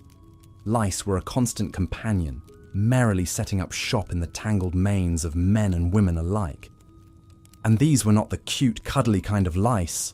No, these were the big, juicy, blood-sucking kind, the kind that could drive a person to distraction with their constant itching and crawling. But fear not, dear listener. The medieval mind was not entirely defenseless against these tiny terrors. The lice comb was a popular tool, crafted from materials like bone, wood, or ivory. These combs had teeth that were closely spaced, allowing them to capture and remove even the wiliest of lice. But the lice comb was not the only weapon in the medieval arsenal. Some people swore by the power of mercury, rubbing it into the scalp in an attempt to poison the little buggers. Others tried more natural remedies, like rubbing the hair with a mixture of vinegar and pepper, or even setting the little creatures on fire. Yes, you read that right. Setting them on fire. I can only imagine the smell. But perhaps the most famous example of medieval hair hygiene, or lack thereof, can be found in the story of King Louis XIII of France. Now, Louis was known for many things: his love of the arts, his patronage of the great thinkers of his time, and his truly spectacular wigs. But beneath those towering piles of curls and waves lay a dark secret. The royal scalp was positively crawling with lice. It was said that the king's head was so infested that the lice could be seen dropping from his wig onto his collar, like some kind of grotesque dandruff. But did King Louis let a little thing like a head full of blood-sucking parasites bother him? Not in the slightest. He simply had his servants pick them out one by one, a task that could take hours each day. And when the lice became too numerous to control, he simply had his wig maker craft him a new one, leaving the old one to be burned in a kind of lice-infested effigy. Now, before we judge King Louis too harshly, let us remember that he was not alone in his lice-ridden plight. Lice were a fact of life for rich and poor alike in medieval times, and dealing with them was simply a part of the daily routine. In fact, lice picking was a legitimate profession, with skilled practitioners plying their trade in the streets and marketplaces. These intrepid souls would set up shop with a stool and a fine-toothed comb, ready to rid the world of lice, one head at a time. It may not have been the most glamorous of jobs, but it was an honest day's work, and a vital service in a time when personal hygiene was a rare luxury. So the next time you find yourself feeling a bit itchy, spare a thought for your medieval ancestors, who battled the scourge of lice with nothing more than a comb and a prayer. And be grateful for the modern marvels of lice shampoo and net combs. Trust me, they're worth their weight in gold. As we've seen, the slow progress in medieval hygiene was not due to a lack of effort or ingenuity, but rather the limited knowledge of the time. People were doing the best they could with the information and resources available. They knew something was amiss, what with all the disease and stench, but they were grasping in the dark for solutions. Take the example of the medieval doctor, clad in his iconic beaked mask. To us, it looks quite ridiculous, this ominous figure, looking like some sort of monstrous bird, poking and prodding at the sick and dying.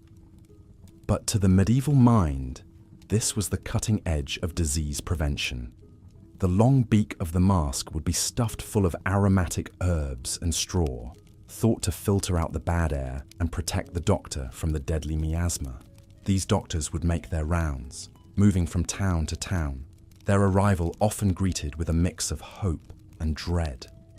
They were the last resort for many desperate souls ravaged by the Black Death or other ailments. With their limited understanding, they would prescribe bloodletting, leeches, or potions made from exotic spices and mysterious powders. More often than not, their cures would be worse than the disease itself. One of the most famous cases of medical misadventure was that of George Washington, the first president of the United States. In his final hours, ravaged by a throat infection, Washington's doctors decided that an extensive bloodletting was in order. They drained an estimated 40% of his blood over the course of a few hours, hoping to cure him of the bad humours. Alas, this medieval practice did more harm than good, and Washington soon succumbed. Even at the dawn of the 19th century, old habits died hard. But amidst all the missteps and misconceptions, there were glimmers of progress in the late Middle Ages.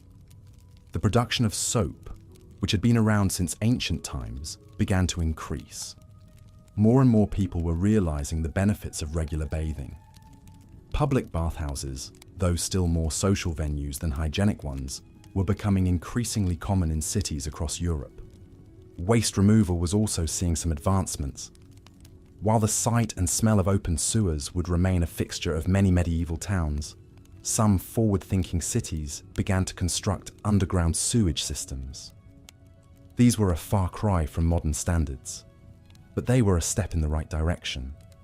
In London, for example, the aptly named Great Drain was constructed in the 14th century to carry waste away from the city centre. It was a start. Perhaps one of the most significant developments in medieval hygiene was the increasing use of whitewashing. This was the practice of coating the interior walls of a building with a mixture of lime and water. While primarily used for aesthetic purposes, to give buildings a clean, bright appearance, it also had the unintended benefit of being a disinfectant. The lime in the whitewash would help to kill off bacteria and discourage the growth of mold and mildew. Castles and cathedrals across Europe began to gleam with this pristine white coating, a stark contrast to the grime and squalor that often surrounded them.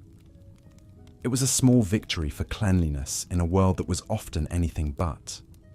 Inside these whitewashed walls, the upper echelons of medieval society could maintain a semblance of hygiene, even as the common folk continued to toil in filth. But even in the grandest castles and the most pious monasteries, the spectre of poor hygiene was never far away. The rigid social hierarchy of the Middle Ages meant that personal cleanliness was often seen as the purview of the lower classes. Servants and chambermaids were tasked with emptying chamber pots, laundering clothes, and keeping their noble masters and mistresses presentable. Within the great halls of Europe's castles, the gentry would dine on sumptuous feasts, gorging themselves on rich meats, savoury pies, and endless goblets of wine. But amidst all this finery, there was a distinct lack of table manners. Belching, spitting, and even vomiting were all common sights at a medieval banquet. Scraps of food would be tossed onto the rushes strewn across the floor, there to rot and fester until the next big clean.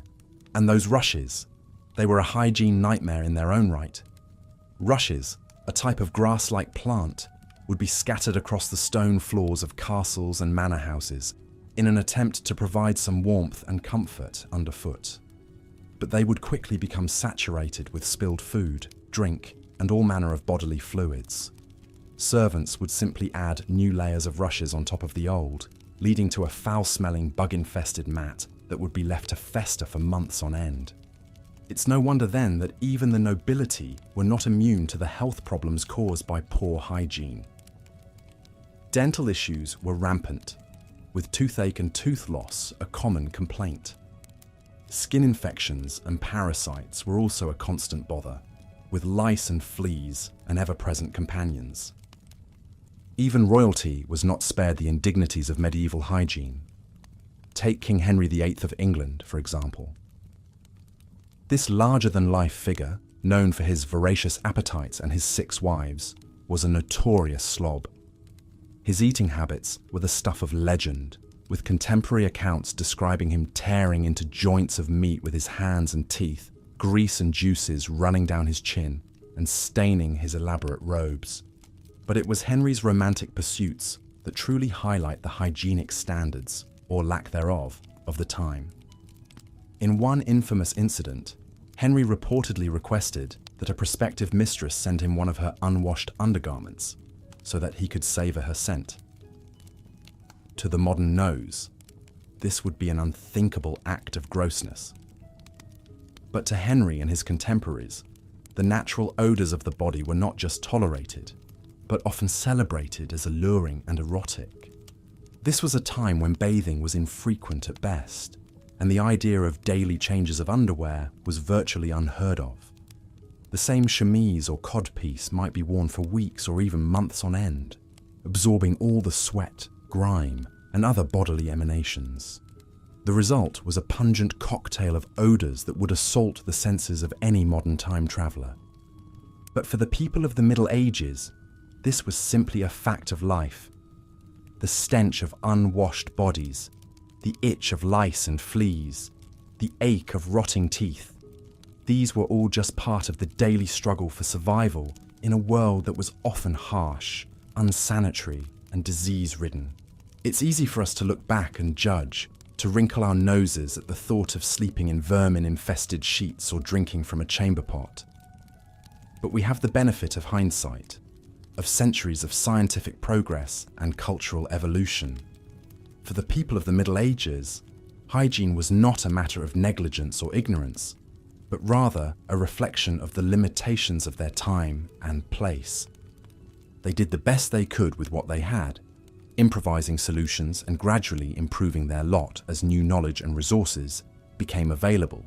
From the whitewashed walls of the wealthy to the pungent herb sachets of the plague doctor, medieval hygiene was a patchwork of practices, some effective, some misguided, but all a testament to human resilience and ingenuity in the face of adversity. So the next time you take a hot shower, brush your teeth with minty toothpaste, or slip into a pair of clean, crisp sheets, take a moment to appreciate these small luxuries. They are the product of centuries of trial and error, of countless generations struggling and striving for a better, cleaner way of life. Medieval hygiene may have been a nightmare by our standards, but it was also a necessary step on the long journey towards the hygienic comforts we enjoy today. So let us not judge too harshly the people of the past, but rather marvel at how far we've come and how much farther we still have to go. For the story of human hygiene is not a straight line, but a winding path, full of detours and dead ends, but ultimately leading towards a brighter, cleaner future for all. And with that, we come to the end of our journey through the muck and mire of medieval hygiene. It's been a wild ride, full of fascinating tales and cringe-worthy details. But I hope it's also given you a new appreciation for the simple, everyday acts of cleanliness that we so often take for granted. So as you drift off to sleep, safe in the knowledge that you won't be waking up to a bed full of bugs or a chamber pot in need of emptying, spare a thought for your medieval ancestors. They may have been a bit smelly and a bit strange by our standards, but they were also brave, resourceful, and utterly human. Just like us, they were doing the best they could with what they had. And in that, we are all connected, across the centuries and the miles, in this grand, messy, beautiful thing we call life. Good night, and sweet dreams. May your sleep be as clean and comfortable as a freshly whitewashed castle wall. We've been conditioned to think of the Middle Ages as a time of squalor, disease, and general uncleanliness. And while there's certainly truth to that notion, the full story of medieval hygiene is a bit more nuanced. Like a peasant navigating a muck-filled street, we must tread carefully through the waste-strewn alleys of history, stepping over the chamber pots and animal droppings to uncover how people of the time really lived and smelled. You see, in an age before microscopes and germ theory, people had a very different understanding of cleanliness. They didn't connect poor hygiene with illness the way we do today. In fact, many believed that layers of dirt could actually protect the skin, and that bathing too often might let disease enter the body. So most folk, even the wealthy, simply didn't wash themselves or their clothes very frequently. But as unpleasant as that may sound to our modern sensibilities, medieval people weren't just happily wallowing in filth. They developed all sorts of creative ways to mask odors and keep up appearances. And slowly, over the centuries, new ideas and inventions emerged that would pave the way for the hygiene standards we enjoy today. So, come, let us embark on an olfactory adventure through the muck and mire of the Middle Ages. We'll meet some malodorous monarchs, sniff out some surprising hygiene habits, and discover how our medieval ancestors coped with the not-so-sweet smell of everyday life. It's a journey that may make you wrinkle your nose, but I promise, you'll come away with a new appreciation for the humble bar of soap. And if the stench of history starts to feel a bit too real, fear not. You're safely tucked into your clean, cozy bed. Perhaps the foul smells of the past will make you all the more grateful for your freshly laundered sheets. So breathe easy, and let the lull of this rather odorous bedtime story carry you off to sweeter smelling dreams. Our first stop on this dubious tour of medieval cleanliness is perhaps the most fundamental: water and waste. Today, we take for granted the miracle of modern plumbing. With the turn of a tap, clean water flows freely, and with a simple flush, our waste is whisked away, out of sight and out of mind. But for our medieval ancestors, it was a very different story. Picture yourself as a common peasant, stepping out your front door onto the narrow, winding street of a 14th century town. The first thing that hits you is the smell, a potent mix of rotting food scraps, animal dung, and human excrement. You see, without proper sewage systems, people simply tossed their waste out into the open, letting it accumulate in stinking piles and puddles. As you begin to navigate this foul-smelling obstacle course, you hear a shout from above. You look up just in time to see a chamber pot being emptied from a window, its unsavoury contents splattering onto the street mere inches from your feet. Dodging these falling missiles of filth was just a regular part of the morning commute. So you might think, surely people wash their hands after handling all this waste. But remember, this was a time before indoor faucets. Most folks had to haul their water from communal wells or nearby rivers, the same rivers that were often used as open sewers, so that water was far from pristine. Let's follow one such river as it winds its way through the town. We come upon a group of women kneeling at the bank, sleeves rolled up as they scrub clothes against the rocks. These medieval washerwomen had a tough job, beating the dirt out of clothing using little more than cold water, lye soap, and elbow grease. The idea of doing laundry in the same place where people dumped waste may seem incredibly unsanitary to us. But without modern detergents and washing machines, it was the best method available at the time. The flowing water, at least, helped to carry away some of the grime. As we leave the washerwomen to their work, we can't help but feel a twinge of sympathy.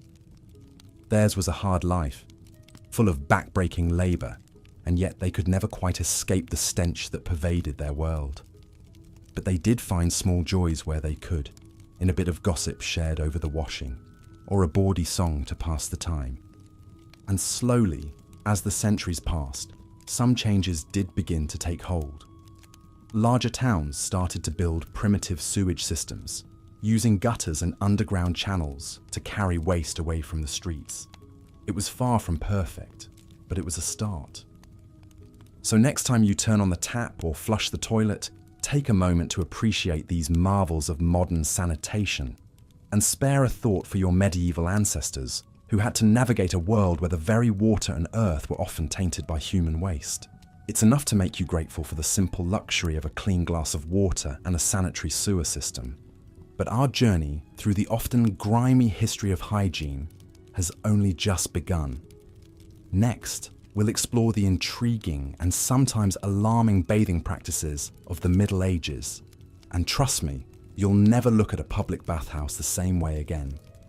But for now, as you sink deeper into your plush, clean pillow, let the gentle flow of water carry your imagination to a simpler, if not necessarily cleaner time. In our modern world, a daily shower is a standard part of most people's routine. We lather up, rinse off, and start the day feeling fresh and clean. But for our medieval ancestors, bathing was a far more complicated affair, one that didn't happen nearly as often as you might think or hope. You see, many people in the Middle Ages actually feared bathing, believing it could open the pores and let disease into the body. They thought that a layer of dirt could actually protect the skin, like a primitive kind of armour. So most folks only washed their hands and faces on a regular basis, and full-body bathing was a much rarer occurrence. In fact, it was common for even wealthy people to go months or even years without a proper bath. They might splash a little water on their faces or use a damp cloth to wipe down, but immersing the whole body was seen as a risky indulgence. But here's the thing, medieval people weren't oblivious to cleanliness They just had different ways of achieving it. When they did bathe, it was often a social event, done in public bathhouses where people could gather to gossip, flirt, and yes, get a little bit cleaner. Imagine you're a noble lady preparing for a long overdue trip to the bathhouse. Your handmaidens help you out of your heavy, ornate clothing and into a simple linen shift.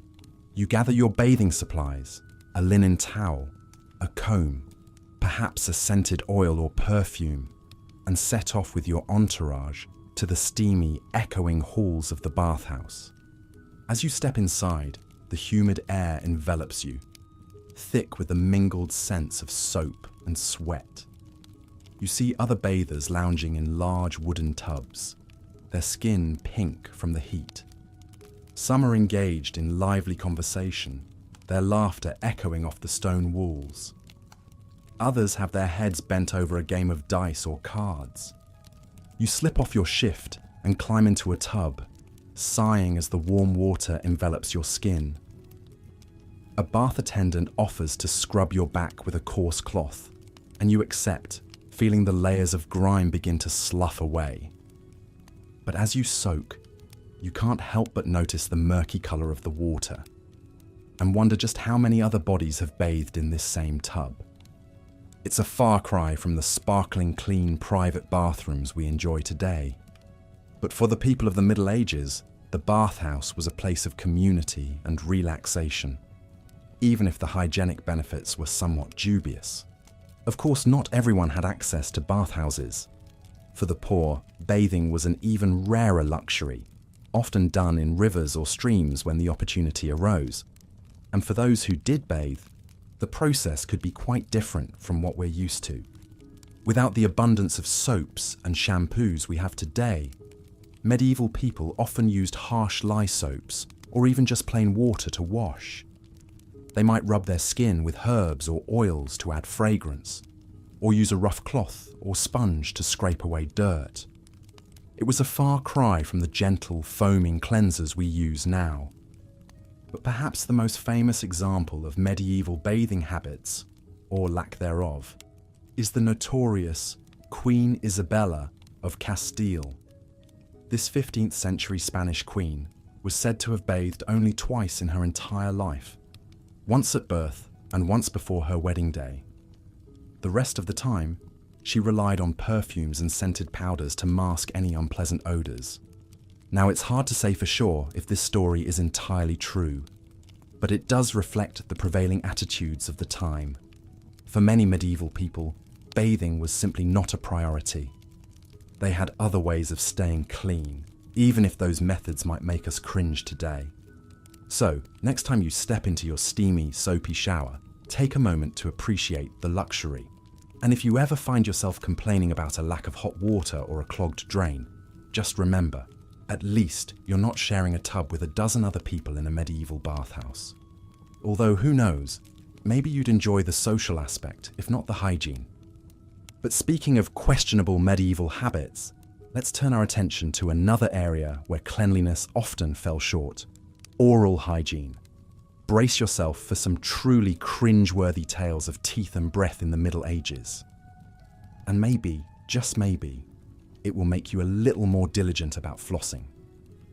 If you've ever experienced the discomfort of a toothache or the embarrassment of bad breath, you know just how important oral hygiene is to our overall health and well-being. But in the Middle Ages, the state of most people's teeth and gums was enough to make a modern dentist shudder. You see, without fluoride toothpaste, electric toothbrushes, or regular dental checkups, medieval mouths were often a hotbed of decay and disease. Rotting teeth and foul breath were simply a fact of life for many people, regardless of their social class. But that doesn't mean they didn't try to clean their teeth. It just looked a little different than what we're used to. Instead of a toothbrush and minty paste, medieval people might rub their teeth with a cloth or use abrasives like salt, chalk, or even ground up shells to try to scrub away the buildup. Some even use twigs or sticks as a primitive kind of toothbrush, fraying the end to create a bristle-like texture. These early tooth sticks were the precursors to the modern toothbrush, but they were a far cry from the soft-bristled, ergonomically designed tools we use today. But even with these rudimentary methods, dental hygiene was often neglected. Many people only cleaned their teeth occasionally, if at all, and the results were, well, less than pleasant. Take, for example, the infamous oral hygiene of Queen Elizabeth I of England. This 16th century monarch was known for her love of sweets, particularly candied fruits and sugar-coated almonds. But all that sugar took a toll on her teeth, leaving them blackened and decayed. In fact, the Queen's teeth were said to be so rotten that she often stuffed bits of cloth into her mouth to disguise the smell. She also suffered from frequent toothaches, which she tried to treat with all manner of bizarre remedies, from mouthwashes made of vinegar and wine to poultices of herbs and spices. But perhaps the most cringe-worthy detail of Elizabeth's dental woes was the state of her gums. They were reportedly so badly infected that they would bleed and emit pus when she spoke or ate. It's a far cry from the dazzling, pearly white smiles we associate with royalty today. But it wasn't just the Queen who suffered from poor oral hygiene. Throughout the Middle Ages, tooth decay and gum disease were rampant, affecting people of all ages and social classes. And without proper dental care, these problems often led to more serious health issues, like abscesses and even systemic infections. It wasn't until the later medieval period that we start to see some small improvements in oral hygiene. Toothpicks made of gold, silver, or ivory became popular among the wealthy, used to dislodge food particles after meals. And in the 14th century, we see the emergence of tooth powders made from abrasives like pumice, brick dust, or burnt herbs. But perhaps the most surprising dental innovators of the Middle Ages were the barber surgeons. These jack-of-all-trades professionals not only cut hair and trimmed beards, but also performed minor surgeries and dental procedures. Some barber surgeons even specialized in dentistry, crafting false teeth from materials like ivory or bone. They might also extract rotten teeth, drain abscesses, and attempt to fill cavities with materials like lead or beeswax. It was a crude and often painful form of dentistry, but it was the best available at the time. So next time you settle in for your nightly brushing and flossing routine, take a moment to appreciate the minty freshness and relative ease of modern oral hygiene. And if you ever feel tempted to skip a session, just remember the cautionary tale of Queen Elizabeth and her royal tooth decay. But the horrors of medieval hygiene don't stop at the mouth. No, we must venture even further, to the tangled, lice-ridden depths of medieval hair. It's a journey that may make your scalp crawl, but it's all part of the fascinating, if slightly nauseating, history of human cleanliness. In the Middle Ages, hair was not just a matter of personal style or grooming. It was also a major source of discomfort, irritation, and even infestation. Without regular washing, or the benefit of modern shampoos and conditioners, medieval hair was often a tangled, matted mess, crawling with all manner of unpleasant critters. Chief among these unwanted guests were lice. These tiny, wingless insects thrive in human hair, feeding on blood from the scalp and laying their eggs, or nits, on the hair shafts. In the warm, unwashed hair of medieval people, lice found an ideal breeding ground, multiplying and spreading with alarming speed. It wasn't just the poor who suffered from lice infestations. Even the wealthy and powerful were not immune to these itchy, irritating pests. In fact, some of the most famous heads in history were known to be crawling with lice. Take, for example, King Louis XIII of France. This 17th century monarch was renowned for his lush, flowing locks, which he often styled in elaborate curls and ringlets. But beneath the regal exterior, Louis's hair was a veritable zoo of lice and nits. According to contemporary accounts, the king's hair was so infested that his attendants would often find lice crawling across his face and even onto his clothes. He reportedly scratched his scalp incessantly, leaving behind flakes of skin and bits of dead lice. But rather than address the root of the problem with more frequent washing and combing, Louis and other wealthy individuals of the time often resorted to more superficial solutions. They might dust their hair with scented powders or wear elaborate wigs to cover up the evidence of infestation. These wigs, which became increasingly popular in the 17th and 18th centuries, were often made from human or animal hair and styled into towering, elaborate coiffures. But while they may have looked impressive, they were often just as lice-ridden as the natural hair they covered. In fact, the demand for human hair to make these wigs was so high that some enterprising individuals even turned to grave robbing, stealing hair from corpses to sell to wig makers. It's a grim reminder of just how far people were willing to go to maintain the illusion of cleanliness and style. But for the common folk who couldn't afford fancy wigs or powders, dealing with lice was a constant struggle. They might use crude combs made of bone, wood, or ivory to try to remove the pests and their eggs. Some even resorted to shaving their heads entirely, a drastic but effective solution. Others turned to more creative, if not entirely effective, remedies. They might rub their scalps with vinegar, oil, or even mercury in an attempt to kill the lice. Or they might try to smoke them out by holding their heads over a smouldering fire. But perhaps the most unusual approach to lice control was the practice of nitpicking. This involved carefully combing through the hair, strand by strand, to remove lice and nits by hand. It was a tedious and time-consuming process, but it was often the only option for those who couldn't afford other treatments.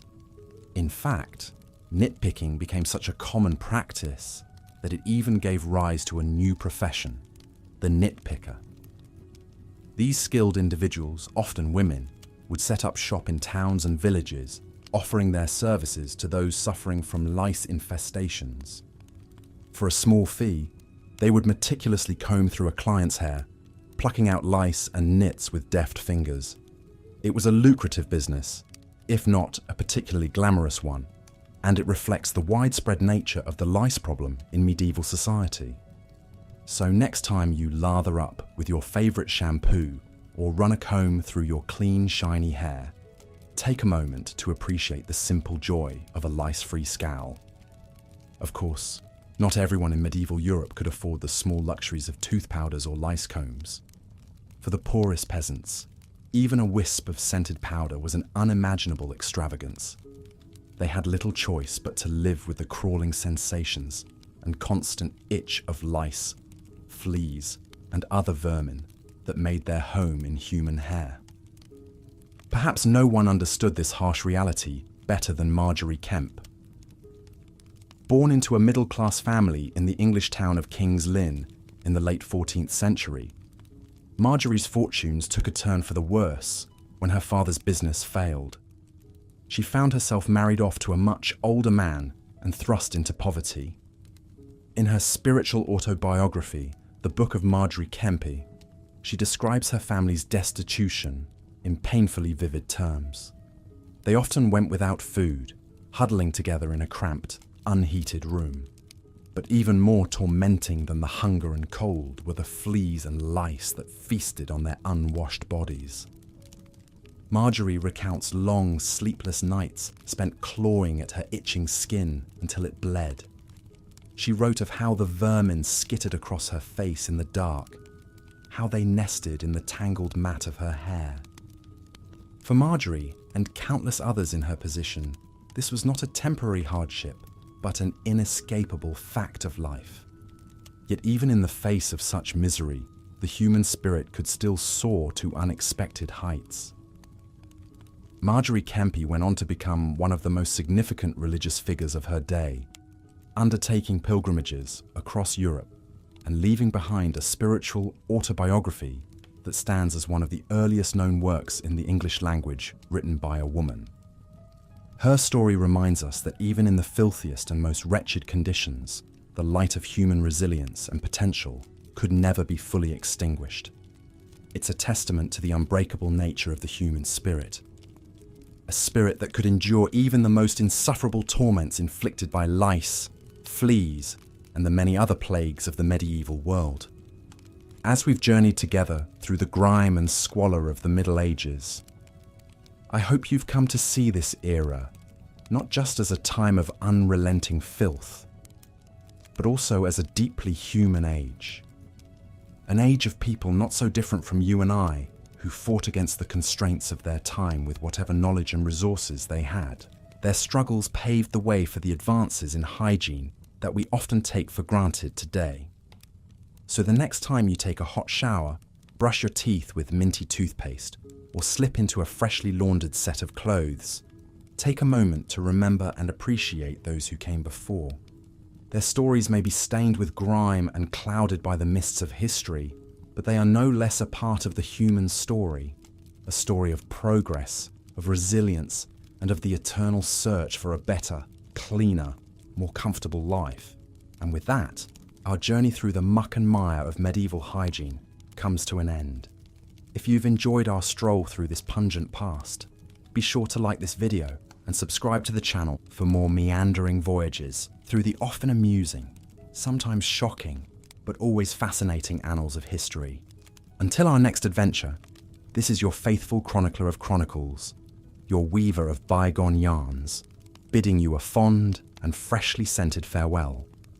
May your dreams be as sweet as a medieval queen's perfumed handkerchief, and decidedly less lice-ridden.